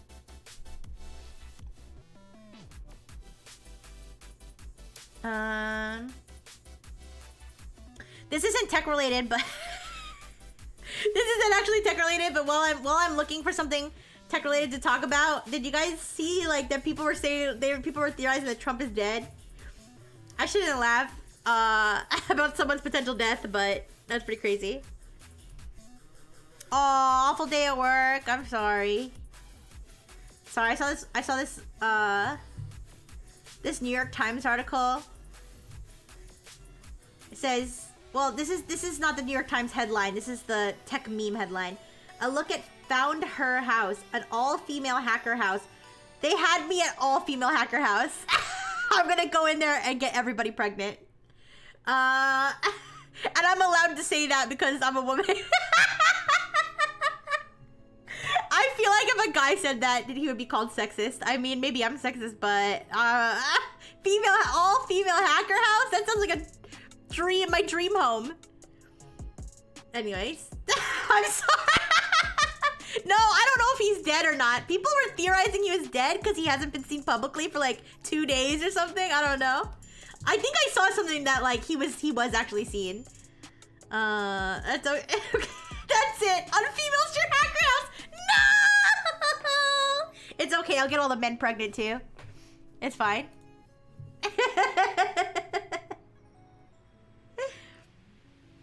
Oh, did you know Grindr has a telehealth app? And the telehealth app is called Woodwork? Why is Grindr in the telehealth market? What's going on?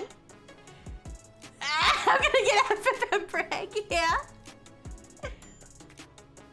Yeah, Grindr recently released a telehealth platform, Woodwork, that offers erectile dysfunction medications. Ain't no way.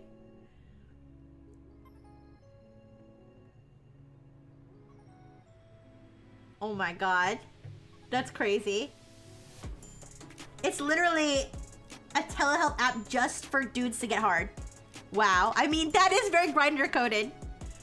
Like, the same thing happened to the queen for like a month before they announced her death. Or she died. Oh, I don't know, guys. Listen, I'm not gonna say I want or don't want anybody to die. But, I don't know. We'll see. That would be pretty crazy if he did. When's the last time an acting president died? JFK? I'm gonna look it up. Sorry, I don't want to start like a crazy political thing. It was just curious because I know it was like trending. It was like super, super trending like the last like couple days. When was the last time an acting president died? John F. Kennedy in 1963. Wow. That's crazy considering how old they all are. But I guess they have like the top-notch doctors, right? Oh, same thing happened to our previous dictator. Damn. All right. Anyways. Sorry, we should probably get off that topic because it could get political even though I'm not making it political. I don't want to. I just thought it was, like I said, it was like super, super trending, so I thought I'd randomly bring it up. Oh yeah, Obama. Yeah, Obama's pretty young. But like, the candidates recently, they said the last like couple elections have been like the oldest freaking elections, like where the people are like the oldest. Like I mean, Biden and Trump like are two old motherfuckers. They are old as fuck. Wait, Biden's still alive, right? Wait, that was a stupid question. He is. I would have known if he wasn't. I would have known. Oh, he has cancer. That's why I was thinking that. Okay, sorry. My condolences. Sorry. That's why I was trying to remember why I thought he was dead. He's not dead. He's not dead. He has cancer. Biden is a lot. I don't know. Hillary Clinton was not president. No. They didn't used to be as insanely old. Yeah. Yeah. I think I mixed together in my head. I think I mixed together the news of Jimmy Carter's death with the news of Biden having cancer. I mixed them up in my head and thought Biden died. But no, he's alive. Before Biden and Trump, no president had ever been elected under the age of 70. I mean, no offense to old people, but that's so old. Listen, I'm not being ageist. I'm not saying old people can't do things. Like, I'm not saying they shouldn't be elected because they're old. I'm just saying they are so old. They are old. They are ancient. Okay, I'm sorry. It's just reality. They're so old.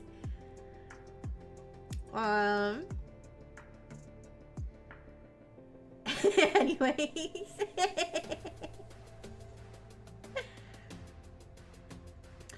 Honestly, that's why the French engineers are so awesome. We can have a completely civil conversation about presidential candidates being old fucks. I love that. Yeah, thank you. Oh yeah, I know Apple's having like a huge event September 9th. That will be after the next tech chat, but eventually I'll talk about it. Oh, Google had dropped a random had dropped a random image model on LLM Arena without like attributing it, without being like it's us Google. They just dropped it. It's called Nano Banana. Did you see this? Who was the hottest president? Oh damn. Do we need to smash or pass US presidents? Alright. US president. All US presidents gallery. Oh, I forgot to mention something, you guys. I forgot to mention something about the... That reminds me.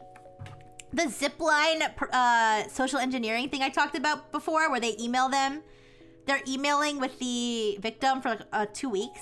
They had set up these domains to look like super legitimate. Like sometimes they were impersonating like real companies and stuff. And one of the things about that the researchers had noticed about the websites is that on the About Us page, where they have like a picture where they say, oh, these are our executives, they found that the stock photo, they found that the picture was a stock photo of like Ronald Reagan's butlers, was like the picture they were using.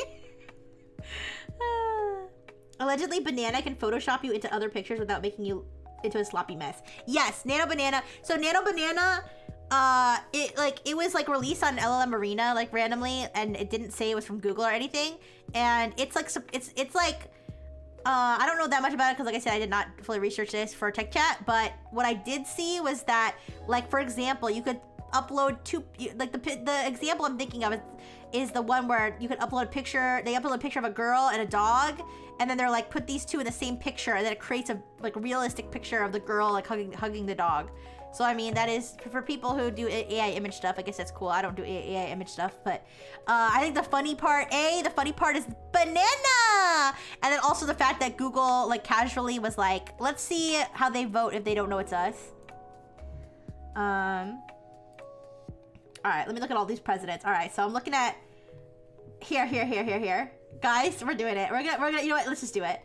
Let's just do U.S. President Smasher Pass. I don't care. Here, I'm gonna change the category. I'm gonna here. Here's what I'm gonna do. Okay, listen. Girls just want to have fun. I'm gonna change the stream title to Post Tech Chat Zatsu. Okay. I'm gonna change Post Tech Chat Zatsu, and then I'm gonna change this category to just chatting. All right. And now it's okay that we're not talking about tech anymore, all right? All right, I talked about tech for 3 hours. We can still talk about tech.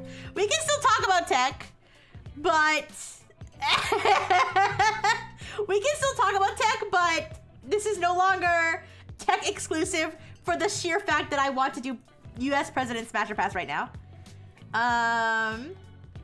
Okay. Let me live. Okay.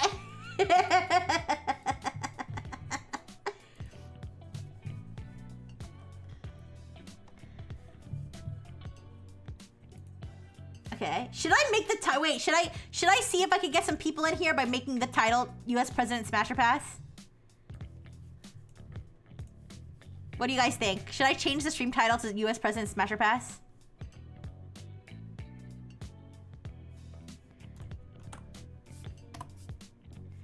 Oh, I probably should have covered this before just in case.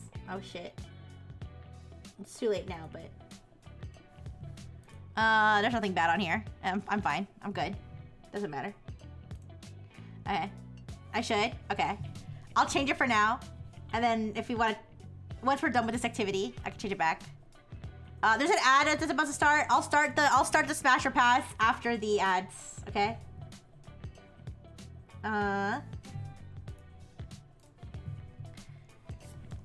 US President Smash or Pass. Okay.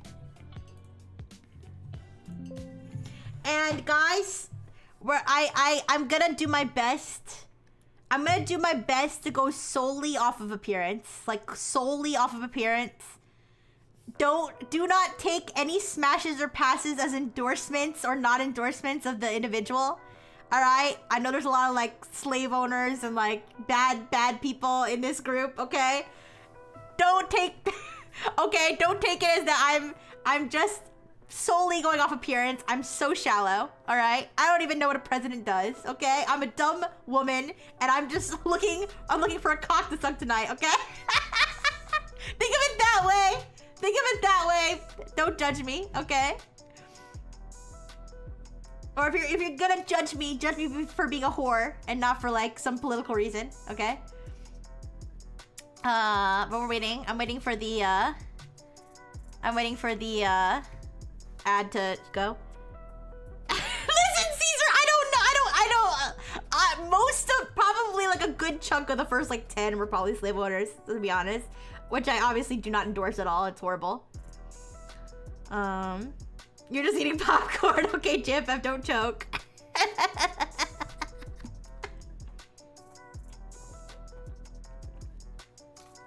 All right, the ads going. So I think these are all of their official portraits, I think. So this is the Smithsonian. It says Smithsonian's National Portrait Gallery is home to the nation's only complete collection of presidential portraits through 2017. Wait, what happened in 2017?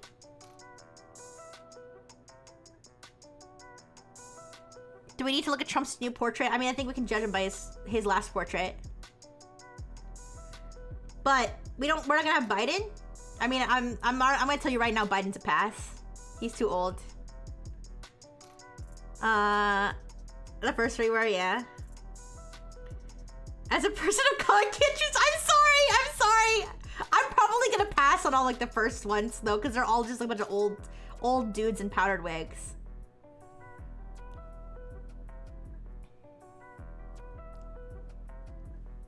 Wait, how many of the presidents do you think would be open to fucking a robot? Also, search a picture of young Biden. No, I think to be thorough, I think we need to first we could do it as they were like what they look like when they were president, but maybe we can look for younger pictures later. Also, I saw a meme. Also, welcome back from the ad. I saw a meme that was like, it was like liberals. If George Washington was alive today, he would be like pro this, and it's like conservatives. No, if George Washington was alive today, he would be pro this. And then like it just shows George Washington if he was alive today, and he's like, dinosaurs are cool. Anyways, all right. So we've got George Washington. Can I click? Wait, if I click. I'm curious. If I click one of these, what happens? Oh no, it goes to like a whole other page. All right, we're just gonna look at them as they are. All right, we got George Washington pass. You saw what? Oh, you saw the meme. Okay. It's gonna be a pass. He looks rude. He doesn't have a very friendly face. I'm not like that big into the powdered wigs. I mean, it depends on how you wear it, right? Like, anyways, John Adams is a pass. He also looks rude. I feel like if I met this guy today, like he would like try to like grab my ass or something, like without my consent. I don't know. Pass. Thomas Jefferson. I mean, he had the hairdo. He's so old though. I don't know. I'm trying to be objective, but I can't stop thinking about what a bad person probably was. No. Pass. Thomas Jefferson, pass. John Quincy Adams, pass. I'm sorry. Pass. That's what James Madison looked like? Oh God. What's going on with his hair? He's got this Mickey Mouse ass hairline. Wait a second. And his jowls. Oh, pass. All right, James Monroe. All right, so this guy also looks like he'd be really mean, but like he also kind of daddy. Also, I kind of like his butt chin. A non-political opinion. Was there ever a president that wasn't a bad person? Probably not, honestly. James Monroe was the third president to die on 4th of July. Really? That's a weird pattern. Okay. I think my first smash is gonna be... I don't know anything about this president, by the way. I literally could not tell you one fact about James Monroe or any policies or anything he ever did. But I'm gonna smash James Madison. Or, sorry, not Madison. Monroe. I'm gonna smash James Monroe. I like his blue eyes and his butt chin. And his hairstyle. First of all, he's the first one with gray hair instead of white hair. Yeah, smash. Okay. William Henry Harrison, passed. Also, didn't he die like 2 days after he was president? That's kind of lame. Okay, I'm sorry. I'm supposed to be going just off of looks. I apologize. I still pass. He looks really old here. He looks like he's like melting a little bit. All right, Martin Van Buren, pass. I'm not a huge fan of this like mad scientist hairstyle. Like at least not like sexually attracted to it. It's a cute like archetype, but no. Andrew Jackson, ew. His face looks like the heel of a shoe. I don't. No. Wild hair, wild in the sheets. He probably was, to be honest, but no. Pass. Huge pass on this guy. Don't like him at all. Zachary Taylor. No. No, this guy's like, he's got something weird going on. Like, he likes to like smell girl piss or like lick toes or something. I don't know. I don't like. I mean, listen, I'm not against any of that, but I feel like when I can tell that you do from your face, it's a pass. Oh, Kennedy was shot. Oh, Kennedy was shot. Lame. All right. Yo, why did they go so hard on the veins on his hands? Are they trying to tell us something? Are they trying to tell us he's got other veins elsewhere? Do you see this? Look at the detail on the veins on the bro's hands. John Tyler. Oh, I don't know. He kind of looks like a bird. I'm gonna pass. I'm gonna pass on John Tyler. James Knox Polk. He kind of looks like the dad from Modern Family.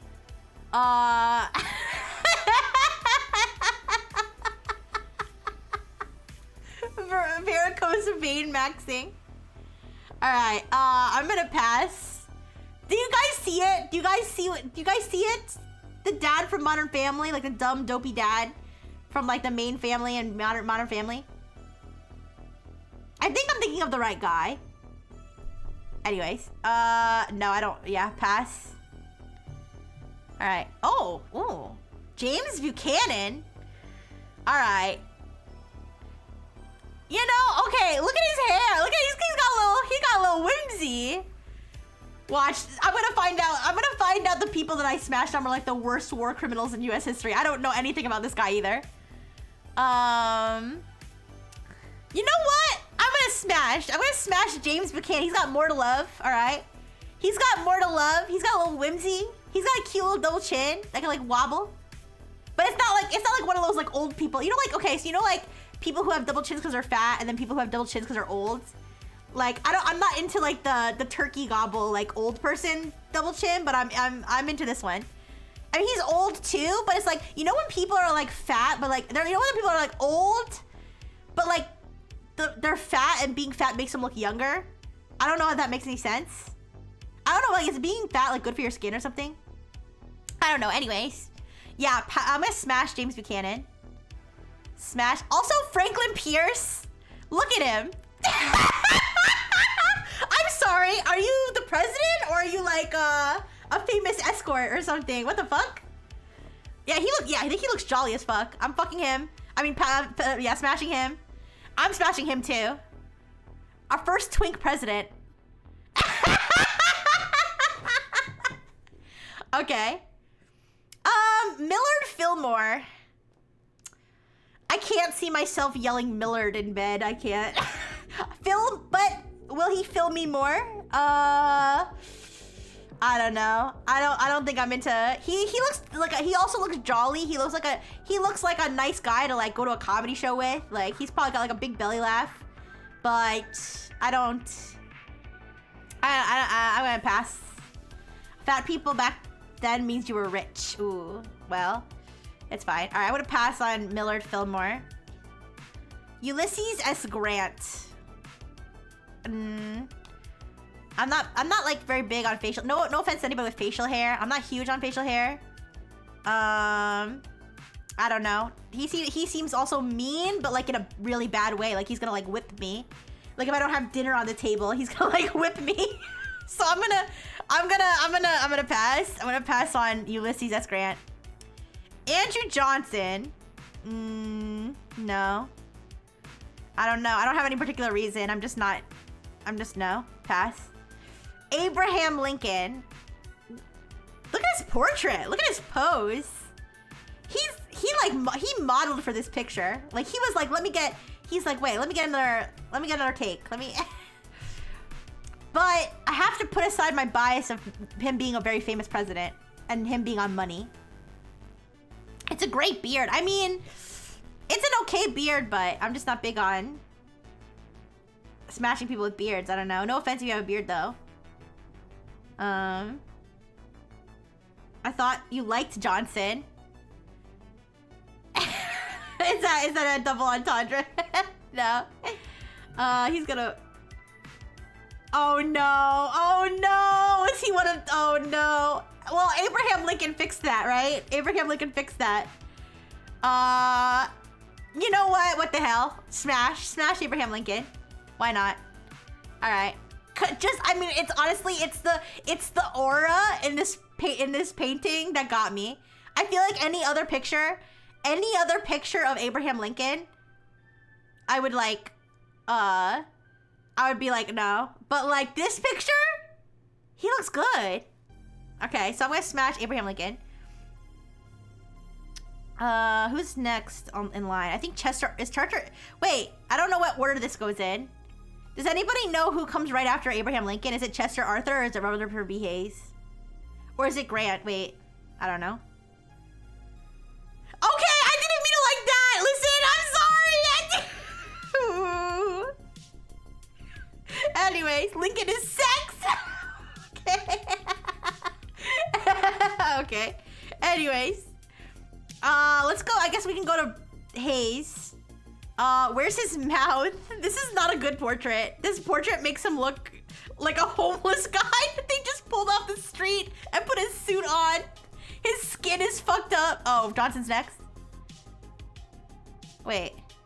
Oh, it went out of order. It went out of order then. It's fine, whatever. Reading it like a manga. Anyways, we're going out of order then. But yeah, no. Pass. They did him dirty with this portrait too. All right, James Garfield. He looks like the principal of like a school for boys where they like they like hit the boys, like make them disciplined, and then they all have post-traumatic stress disorder. Pass. I don't know. Pass. Chester A. Arthur. Bow tie, hot or not?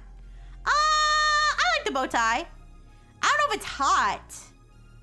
It's not. It doesn't really factor in very much. I don't know if there's anybody here whose outfit factored in. Maybe James Buchanan. But no, it's not the outfit. It's really the face, the general body shape, and like the hairstyle, and the vibes, just the vibes. All right, Chester A. Arthur looks like what's that meme where he looks like he'd like twiddle his fingers at like a donut buffet and be like, "Don't mind if I do." Which I respect. I respect that, but why does his neck look like I don't know. I don't know what's going on down there. He looks like he could get a yeast infection in his neck folds. Okay. Oh, you're asking in general, is a bow tie hot or not? It can be hot. It depends on how you wear it, I guess. It's not hot. Unless it's like a big goofy one that looks like a clown. I mean, anyways, Grover Cleveland. this portrait is in a notably different art style than the other ones, which is like nice, I guess. I mean, I don't know, was bro so ugly they needed to kind of like do this abstract thing? I don't know. I like the art style though, but as far as the president, I'm gonna pass. Garfield looks like he would be a principal at school for boys where the boys get beaten and leave. Has the eyes of true sight. Wait, don't tell me that that's like a real thing. What does that mean? Wait, but before I do any research, clarify, is that actually a thing that happened? Anyways, I mean, I know it's a thing that happens, but did this guy do it? Anyways, Benjamin Harrison. He act. No, you're shitting me.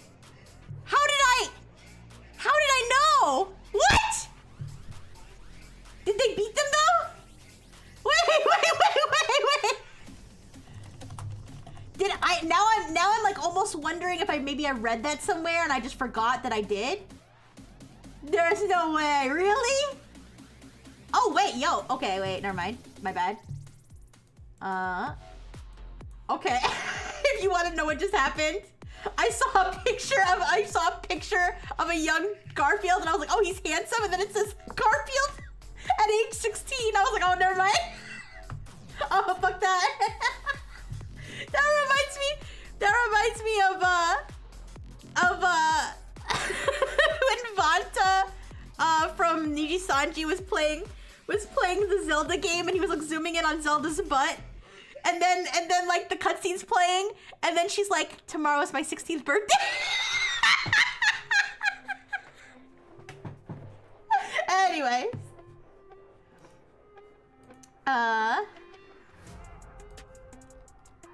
Let's see. Sorry, I'm looking into his history as a school principal.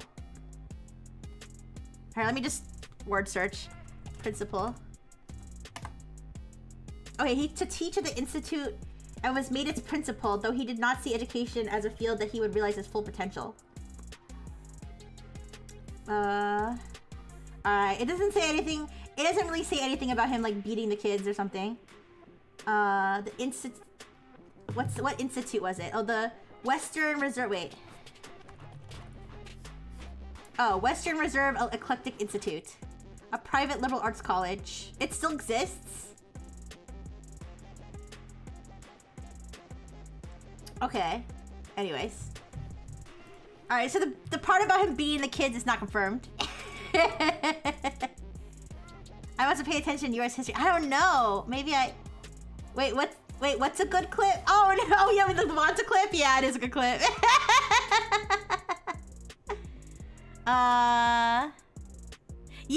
Yeah, the Grover Cleveland. It was an artistic choice. It was certainly an artistic choice. All right, Benjamin Harrison. I mean, he looks like. What does he look like? He looks like a scientist. He looks like the first man to discover, to do a full map of the veins of the penis. But he also kind of looks like he's taxidermied in this portrait. I'm gonna pass. Oh, the website made it look worse than it is. Oh, okay, I see. It was 1860. Beating kids back then was normal. He probably did. Yeah, I did. I swear, guys, I did not know ahead of time when I said that he actually was a principal. But like I said, maybe subconsciously I did. I don't know. All right, so I'm gonna pass. Pass. William McKinley. Why does William McKinley kind of look like a bush? Are the bushes descended from McKinley? He kind of looks like a bush a little bit. He also looks like he's wearing makeup, which is like, no offense, but like, why does he look like that if he wasn't wearing makeup? Maybe he was. I don't know. Are the bushes related to William McKinley? No, the Bush family is not related to President William McKinley. Okay. McKinley was a loser, was he? Okay, I'm gonna pass. He looks like a vampire. I'm sorry, he looks like a vampire. Pass. I mean, some people would say vampires are sexy, but he doesn't look like a sexy vampire. He just looks like a vampire. He looks like he sucks blood. All right, William Howard Taft. This is another one. This is another one who's, you know, he's gonna have some crumbs on his mustache, you know, after the breakfast buffet. Rixie seeing George Washington for the first time. This kind of looks like he would be a guy that would ford the Delaware. I don't know. Big man likes to eat, but I don't know. I'm not particularly attracted to the mustache. Yes, on Tapped, he was jolly. Didn't he like die a horrible death? Didn't he like die like shitting himself in the tub or something? Or is that somebody else? I don't remember. Anyways. Rest in peace, pass. Theodore Roosevelt. This is another very famous president. This portrait is not doing him any favors. Oh, I don't know. I don't know about that. He looks grumpy. He looks grumpy. He looks like he looks like he just rolled out of bed to take this portrait. They were like, "It's portrait time, Mr. President," and he was like, "Oh man, oh fuck that." Yo, they had to take his teddy bear out of his arms. He got stuck in the bathtub multiple times. Maybe that's what I was thinking of. All right, I'm gonna pass. Pass on to Theodore Roosevelt. Woodrow Wilson. This is another portrait that makes very interesting artistic choices. He does look wooden in this picture. He looks like he was just smeared onto the wall. I don't know. Pass. Oh, you can't say that, Minko. You can't say. By the way, are you talking about him? I think you're thinking of. I disavow, but I don't even think you're talking about the right Roosevelt. You're not even using the right slur. What's happening? Anyways, also I'm actually surprised that Twitch did not auto mod that, but it's okay. Anyways, Woodrow Wilson, pass. Warren G. Harding. I don't know why. I don't like how like red his lips are. I don't know. He kind of looks like an eagle though. He looks like, you know what he looks like? Isn't there an eagle in Animal Crossing? This site is using cheap mass-produced knockoffs of the official portraits. Oh, whatever. I mean, sorry. Sorry that it's not perfectly one-to-one, but he looks like capitalism was a person. I guess, imagine if he was just holding a stack of money. Then I might then I might smash, but isn't there an eagle in Animal Crossing? That's what he looks like. Or there's like an eagle character I'm thinking of that he looks like. Like, I don't know if it's Animal Crossing or if it's like a TV show or something. But yeah, that's what he looks like. Pass. Calvin Coolidge, he looks like he got bullied in school. He looks like the little nerd that got bullied in school, and they like let him be president for a day because they feel bad for him. Pass. No offense. Listen, I'm not because he's a nerd, but because he just doesn't look fuckable. But pass. There is, yeah, it's like you can see it in his face, right? Like who I'm thinking of, but I can't put my finger on it. Here, let me look up eagle Animal Crossing and see if it rings a bell. I don't think it's the eagle from, actually, I don't think it's the eagle from Animal Crossing I'm thinking of. Eagle cartoon characters. It's with the eyebrows. It's the eyebrows. Not the Muppet. I don't think I'm thinking of the Muppet, am I?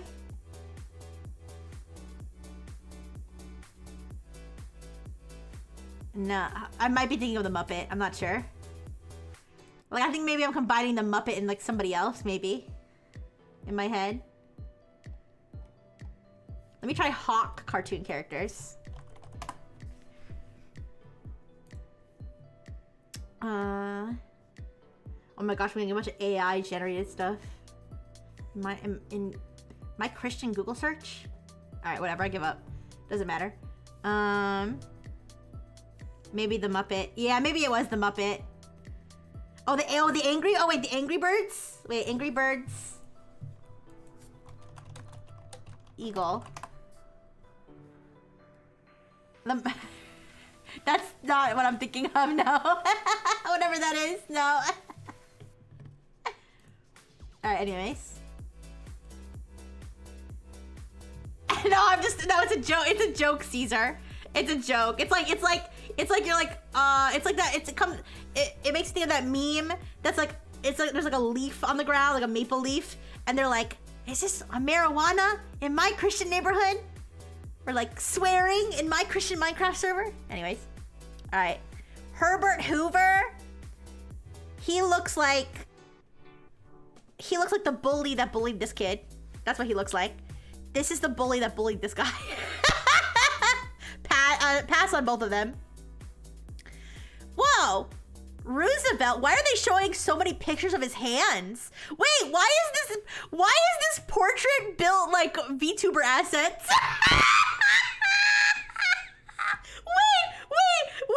Wait, I'm gonna make a VTuber asset right now of his hands. Wait, give me a second. Wait, I want... Give me a second, give me one damn... I'm literally gonna make a VTuber asset right now of Franklin Roosevelt's hands. I'm so serious right now. Alright, 1 second. Also pass, I'm sorry. I'm not... The hands don't have me convinced, and I don't know, he looks like he's too old, maybe. I just don't like him. A VTuber in this art style would go thermonuclear. Is that a good thing? I have seen some VTubers that are look like paintings. I've seen that before. All right, give me a second. Let me cook, you guys. Let me cook. I'll have at least one, maybe more than one VTuber asset of Franklin Roosevelt's hands in a second. All right.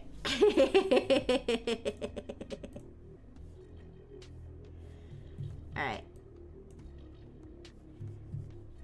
So what I'm gonna do is I'm gonna crop. Alright, I'm gonna crop to just... Alright, so let's do the one where he's holding, like, glasses. That'll be our first one.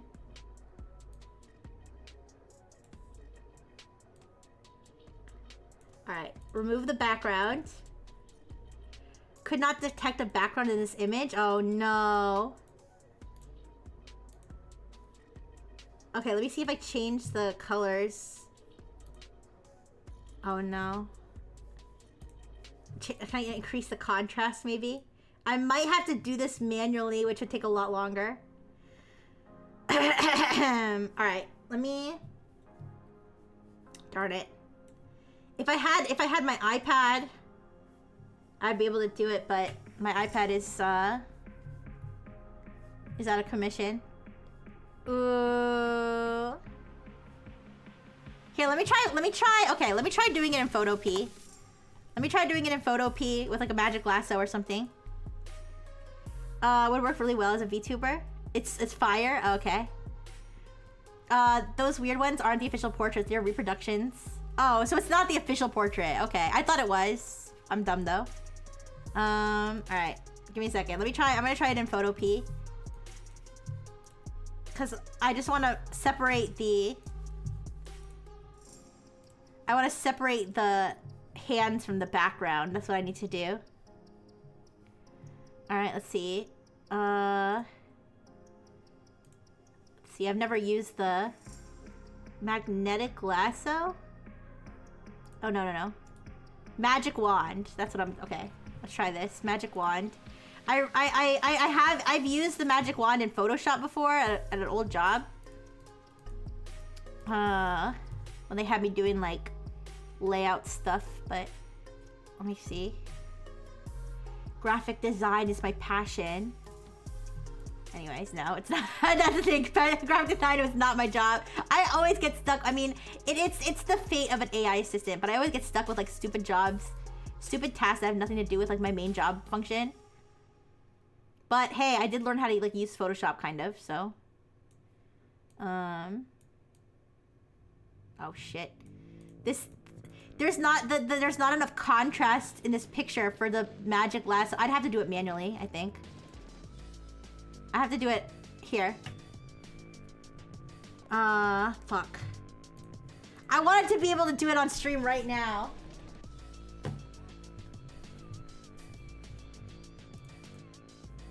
I could probably even do it in Paint too, guys. I need the time to do it though. I need you guys to bear with me. Maybe I could show you guys while I'm doing it, maybe? Here, give me a second. I have my tablet. It would be easier to do in Procreate, but my iPad's still broken, so. Okay. Alright, let's see what I can do. They are based on the official portraits. Herbert Hoover's is the real one. Franklin's is it? Yeah, I don't know. Alright, let me open up Paint.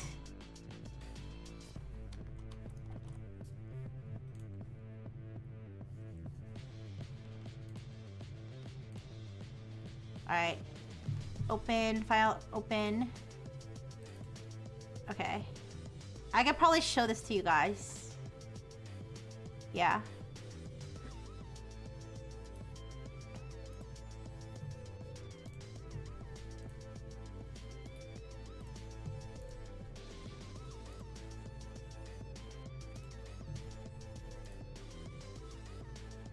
Okay. So, oops. How do I like... Oh, fuck. Where's like the grabby hand? How do I... Oh, I have to scroll. Okay, there we go. Try searching for a version with better contrast. It's not very high resolution, but I think it'll still work. It's okay, it's okay. Let me try this. Oh wait, okay, fuck. Free fart.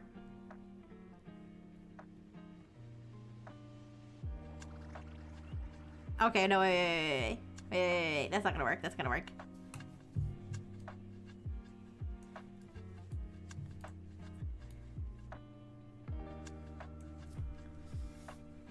Actually, let's do this. This is what I would do in Procreate. I would just start erasing.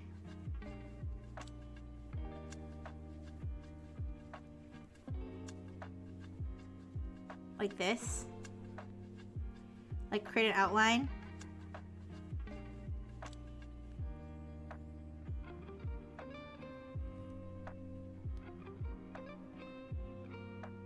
Yeah.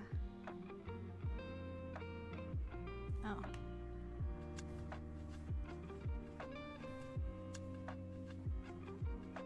I want to have at least one set of hands. All right.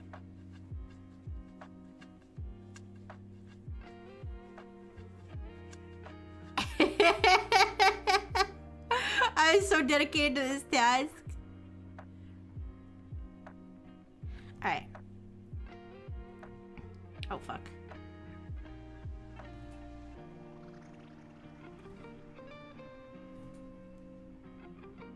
Okay.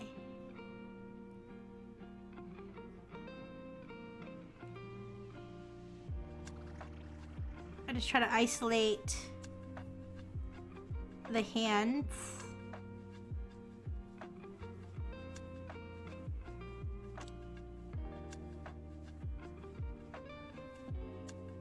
Okay, and then I'll know where to erase around it. I know, I keep getting distracted by side quests. Listen. Ooh, it's my weekend. I will spend it as I please. Photoshopping Franklin Roosevelt's hands onto my body is, that is what I so please to do with my time. God damn it. It's a free country. It's what our founding fathers wanted for this country. For us to be able to do shit like this, I think. I think that's what they wanted. Okay.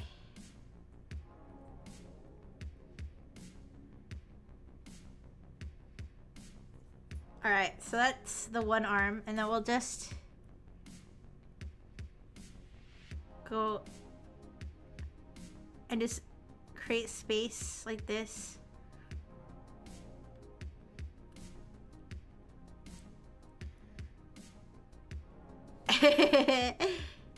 Do you think anyone else has ever said that ever? No. I don't think anyone's ever strung those words together ever. Is there, did you look to see if there was a higher resolution? I just went with the one that they had on the Smithsonian. It's okay. If I like it enough, I will go through the lengths to find a better version and do this better.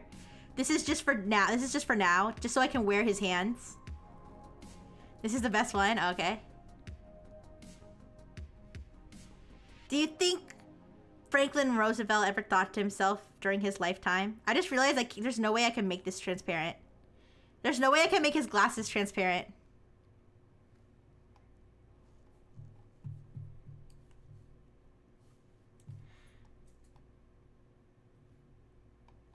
The cigarette's cut off. I was gonna say I could use this hand and then the one with holding the cigarette. It's okay. We can, instead of... Okay, well, it's fine. I'll use the glasses. It's fine. I should have done the one where he's holding the pen. That one's nicer. It's fine. I already spent the time with this one. Anyway, do you think Roosevelt ever thought to himself during his lifetime, I wonder if anybody would ever superimpose my hands onto their body to have my hands? I don't think he ever thought that. He should have thought ahead. We deserve a president who thinks ahead about every possible scenario.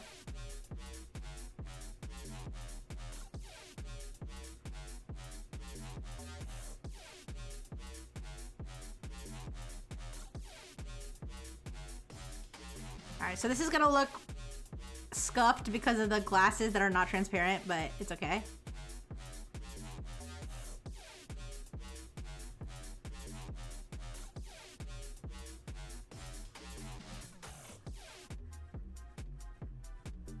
I could take the glasses out completely, but then I'd have to, like, Photoshop his finger. Oops. Also, I kind of like his stupid looking glasses, his stupid little glasses.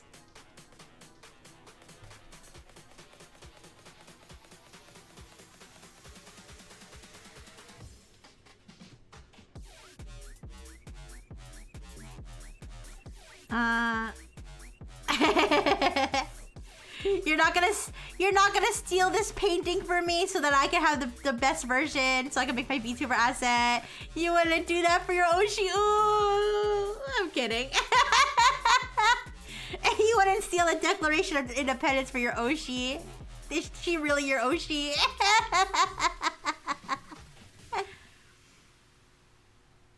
Okay.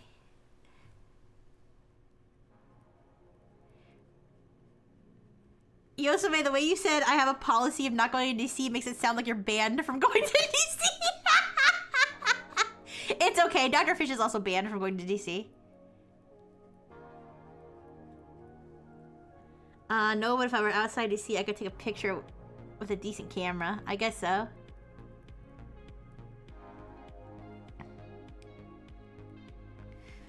Okay, we're almost done, you guys. This better come out looking good, or I'm gonna be mad at myself for spending time on this endeavor.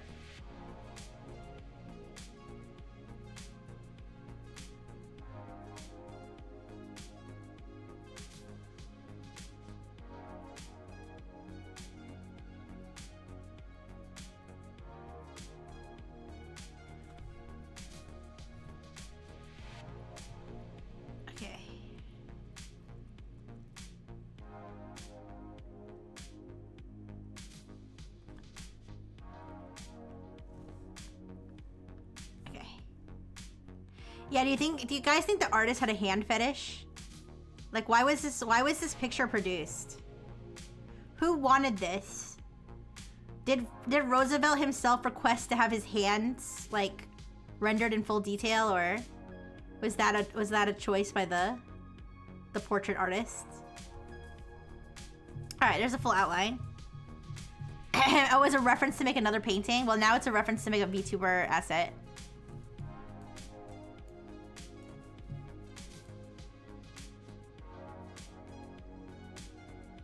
You know, I kind of, even though I think that VTubers with unique art styles are like super awesome, I do kind of feel bad that it's harder for them to use assets because assets are typically made in a particular style, right? That is more for like anime or like cartoons, you know? It could kind of fit in either of those, even though it's mostly anime based. It could fit in either of those types of art styles, whereas if your art style is like super avant-garde, it's probably harder to use. Of course, you could always customize. You could always customize your assets. I know people who customize their assets because they have unique traits and stuff.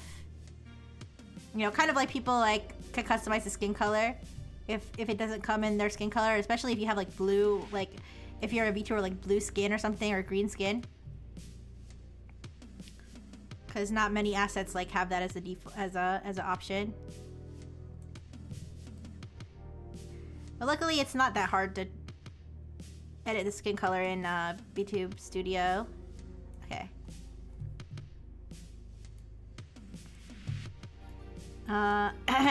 He could see him into the future and know someone named Rixie Brightful would want this. Good, I'm glad. Oh, okay, I see. Alright. So, this kind of looks like, I don't know what this looks like. It's supposed to be glasses. It looks like, I don't know, it looks like drug paraphernalia or something now, the way that I did it, but that's fine. So now we just have to take this. And now we have like a nice broad outline with which to excise this.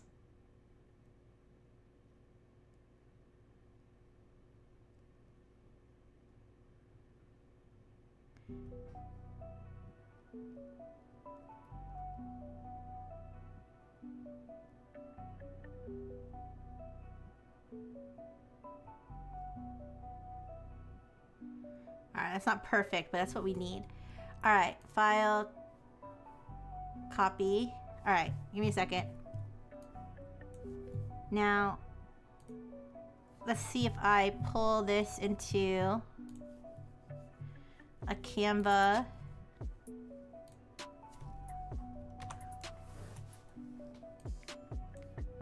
Alright.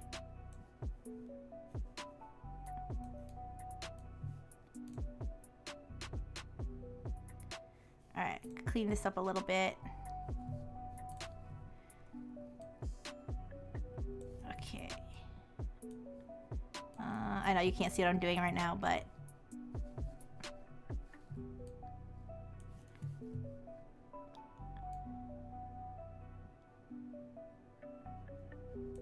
Alright, the low resolution makes this look kind of bad, but let's see what it looks like in VTube Studio.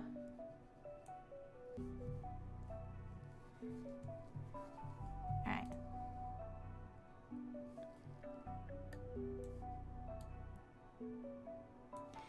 Clean it up a little bit more. Thank you for your patience to just let me do something like this without complaining. You guys are awesome. I wouldn't blame you if you complained a little bit.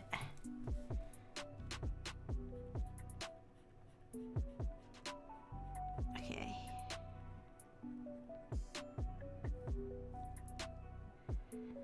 Alright.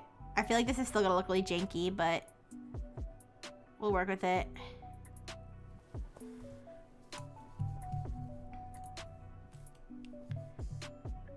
Alright, so let me see.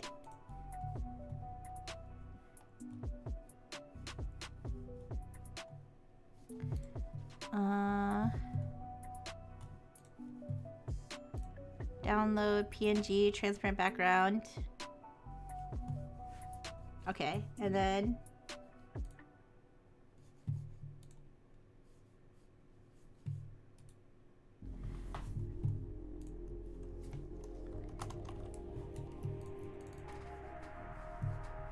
Okay.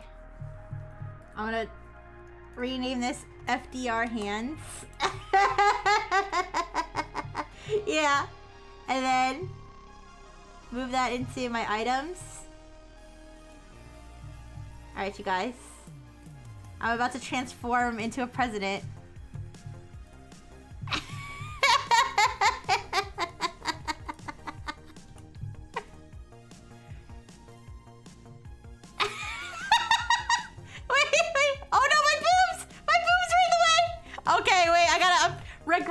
Regrettably, I need to remove the boobs for now.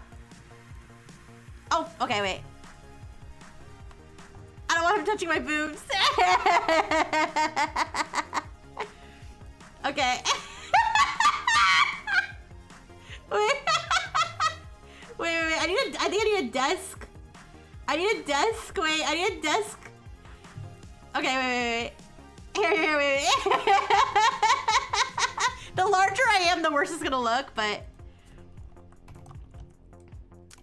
table.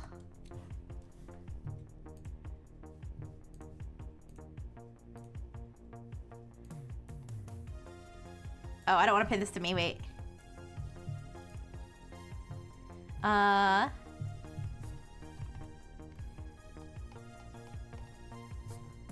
Table. Okay.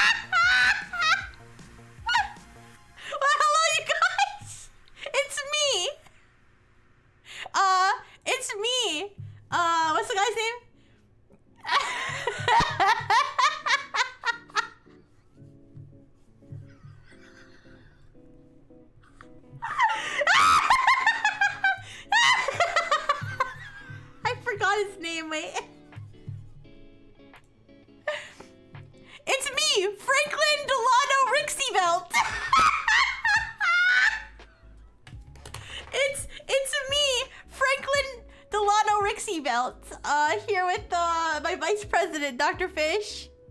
That looks so weird. Also, my hands look huge. The proportions are not. I'd have to like fix up something with the sleeves because the sleeve cuts off awkwardly. Anyways, this is the future of VTubing, you guys. Yes, I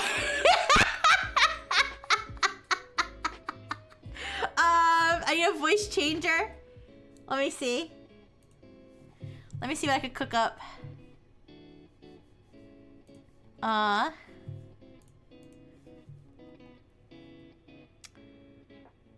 Let's see what we have here.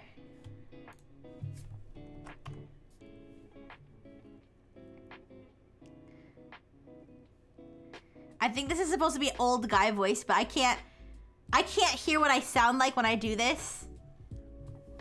I can't tell what I sound like when I do this, so tell me what I sound like.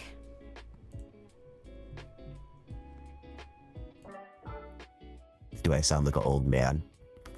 What do I sound like? Do I sound presidential? It's an AI voice too, so it might be all garbled. I don't know. Can you hear me? What did that sound like, guys? I can't hear myself when I do it. Vice President Fish advocates for more fentanyl in school lunches. Yeah, me too. I sound like a manosphere podcaster. I sound like I've been smoking for 40 years. Oh, jeez. They have an old lady voice changer, but they don't really have an old man voice changer. They just have a bunch of different, like, middle-aged men. Not very FDR-ish. My apologies to the late president. It's fine. Anyways. They don't have an FDR voice changer. They have other presidents, but not FDR. Okay, so I guess I'll be doing the rest of the stream from my desk. Give me a second. I don't want to break your immersion. So let me cover this while I move myself over. I don't want to break your immersion that I really am a robot girl puppeting FDR's hands. Okay.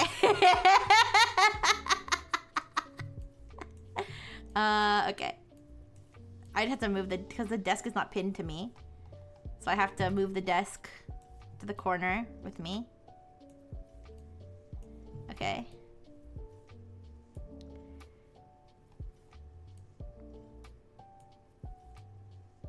Oh, I think the desk is on top of Dr. Fish. Alright, let me see what that looks like. It is Dr. Fish is just, you know, helping me out under the desk is all. That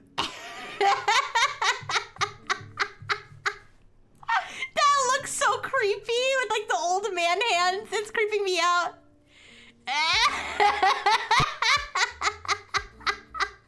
Science has gone too far. Science has gone. Would you still love Rixie if her hands look like this, IRL?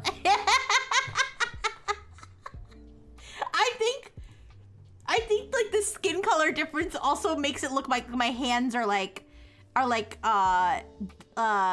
jaundiced or something. Well, I wonder if I can change the if I can make it closer to match me. If I make it a closer color match, if it will look less creepy. Not sure if I can do that though. Oh, I think I can actually. Wait, can I? I think they added something where you can.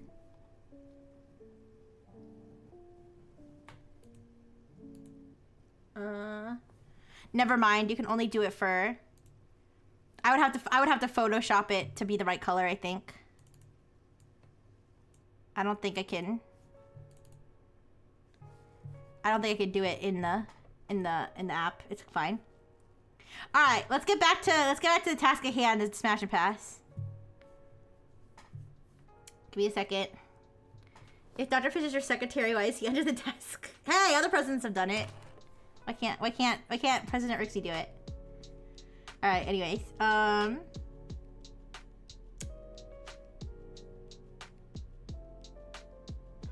did not have sexual relations with Dr. Fish. All right.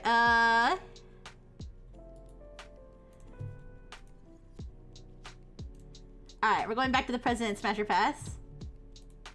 All right. So I did pass FDR. I did pass. Harry Truman. No, he looks like the teacher at my old school that got arrested. Pass.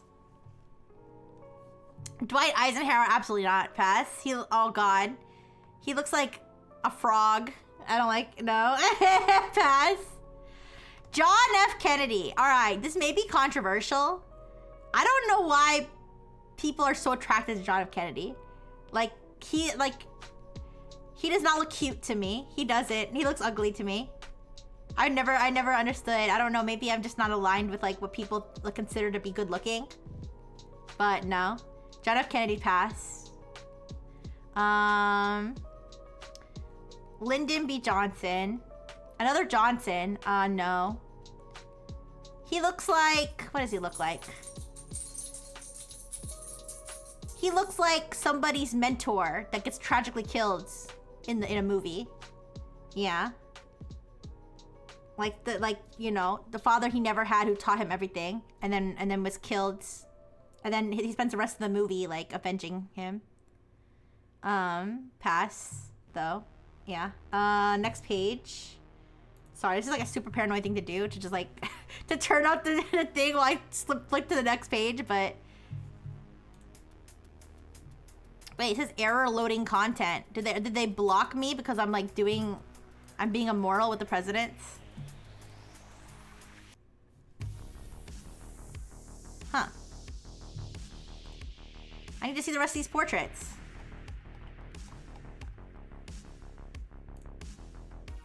They're literally not showing me the rest of the portraits.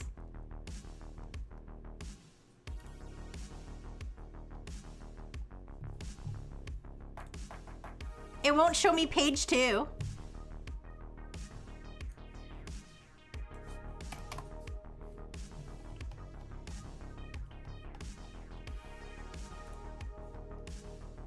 Error loading content. Fuck! Huh.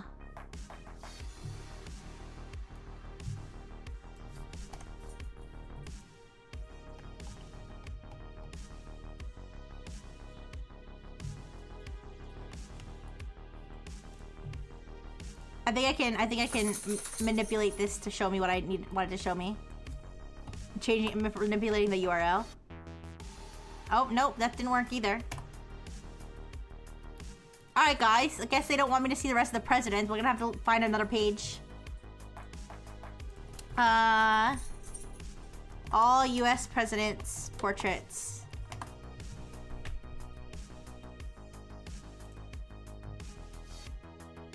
Okay. Alright, this is... Actually, we should have done it on the White House.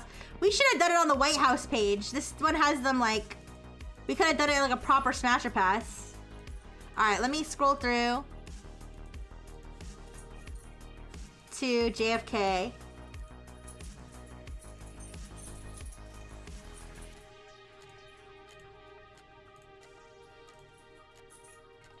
Alright. Why does he look so emo in this picture? Alright, let me show you guys the screen again.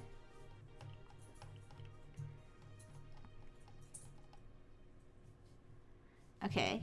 This bottom bar is like super annoying, but it won't go away, so. Alright, so I don't know why he looks so emo in this picture. Also, I don't know why. Also, can I zoom in on the picture, maybe? No, I can't. Okay. I don't know why this bottom bar, this annoying bottom bar won't go away, but it is what it is. I already passed JFK. Lyndon, wait, I already did Johnson, I passed. Oh, no, absolutely not. No, Mr. Nixon, no. Pass. Gerald Ford, pass. No, he's just another old guy. Pass. Jimmy Carter, respect to the late president, but no. His face looks like cottage cheese. I don't know. Pass. Ronald Reagan, I know he was a Hollywood actor. No. No. Pass. None of the Bushes are gonna get smashed. No, pass. Pass on H.W. Bush. Again, I'm solely going by looks, by the way. I'm solely going by looks. Don't read any political message into my comments, okay? The Bush genes are just not attractive to me. Clinton, okay. Listen.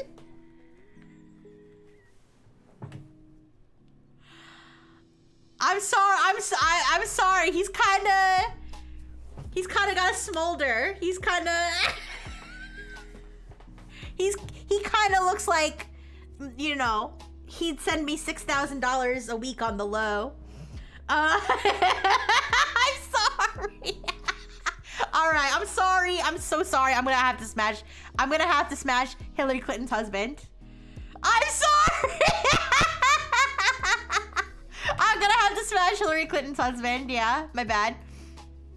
No, absolutely not. Pat, the Bushes. Why does he look like a turtle in this picture? Why are the Bushes so ugly? Anyways, pass. Obama. He does have big ears. This is not a good picture of him. This is not a good picture of him. If I'm just going off this picture, I would say pass. I would say this is not, I don't know why this picture makes him look dopey. I know he's better looking than this, but I think if I'm only going off this picture, I'm gonna have to pass. He looks better than this. Why did they do him like this? Who did this? This is an ugly picture of him. I'm sorry, Mr. President, but no, pass. Pass. Pass. He's so old. His hair is like so goofy. I pass. Pass. He's 900 years old. Pass. Okay, and then we're back. Okay. How many did I smash? Wait. How many did I smash? Let's go. Let's do a quick tally. It was pass, pass, pass, pass. Did I pass or smash? I forgot. The portrait's different. I think I wouldn't smash this, but I think I smashed another portrait. Oh, whatever. I don't care anymore. Whatever. You can go back to the VOD to find out who I smashed and who I passed. But some of these portraits are not the same. Yeah. Some of them are, some of them aren't. I gotta say, most handsome president award I think goes to this guy. I don't know what kind of horrible war crime. Wait a second. Why is there a big titty sphinx in his portrait? What the fuck? Wait, there's a sphinx with her titties out in this picture. Mr. President! What? Wait a second. Huh? Oh, he knows what he did. This is like, guys, this is like the 1800s version of like accidentally leaving your dildo on the shelf during your picture. No, my boobie! Oh my goodness, my big boobie swallowed my presidential hands. Okay, I'm gonna put the table and the hands away anyways. Oh my gosh, that's okay. Sphinx have tits. Didn't even know. I think I knew they had tits, but like, why is that in this man's presidential portrait? Anyways, I don't know. This guy might have been like a evil fuck. I don't know. I'm sorry. I don't know my history well enough to know. But this most handsome president award I think goes to this guy. I still like him though.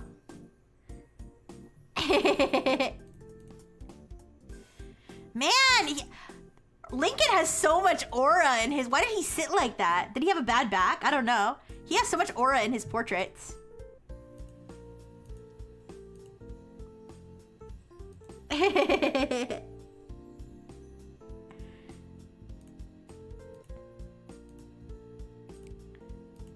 Yeah, I'm looking at all the portraits because we didn't get all these portraits on the other page. This guy looks like... He looks like... Can I say this? He looks like an old guy you'd see sitting like in a fucked up lawn chair in front of his trailer, wearing a wife beater, wearing a wife beater with the worst pit stains you've ever seen, like chewing that freaking tobacco snuff or whatever, and spitting it into a spittoon. He looks like Smeagol.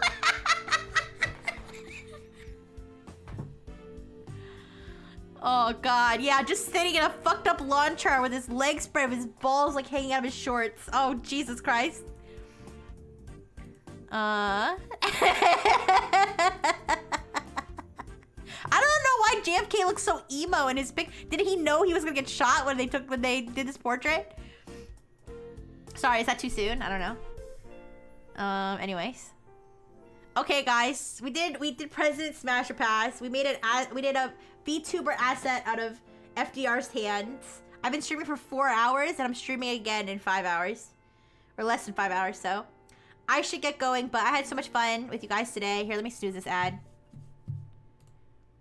Okay. I had so much fun with you guys. I'm sorry I was late today. I hope I made up for it. I did not have sexual relations with that fish. No. Thank you for the burgers, toaster. Alright, guys, I'm going to be continuing the game called Sally Face later. Yeah, I don't know. I mean, we're in the second chapter, I think, still, of the game, right? Or are we in the third chapter? I don't know. I've lost track.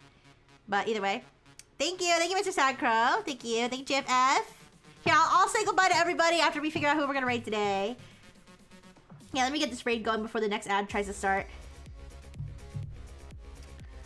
Okay.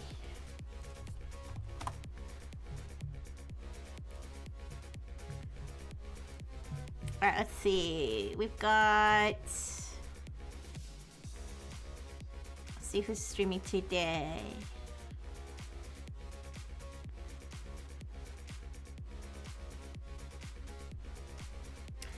Why don't we go give a big old raid to... Hopefully this person is still gonna be streaming. They haven't been going for a bit, but I think we're good. Alright, I'm gonna give whoa. Oh, thank you, Yosame! Thank you so much for 2,500 bits! You didn't have to do that. I appreciate it so much. Oh, I have to reset my goal, don't I? I'm afraid to reset my goal because I'm afraid Yosame is just gonna fill it again. Alright, I'm gonna give a raid to T. T, the Khajiit, who was so kind to raid me the other day. She's from Lucid and she's really adorable. So I'll send you guys over there. And it looks like she's got drops activated for something. I'm not sure for what.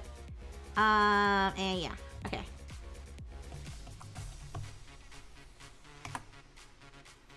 Okay, thank you everybody. Thank you Yosame, thank you Toaster, thank you Beaker, thank you Tethera, thank you Mango, thank you Mrs. Sadcrow, thank you Surugi-sama, thank you JFF, thank you!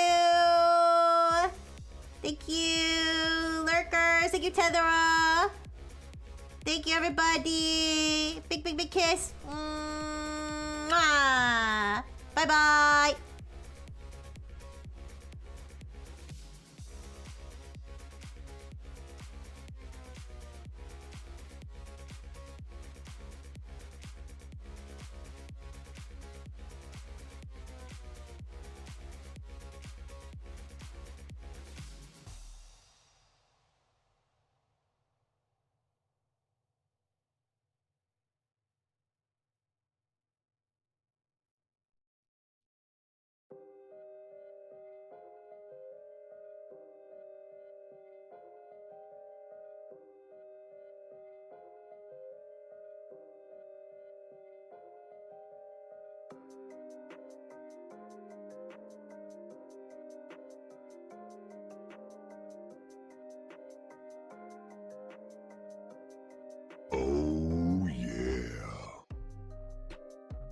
Just 12 is now following.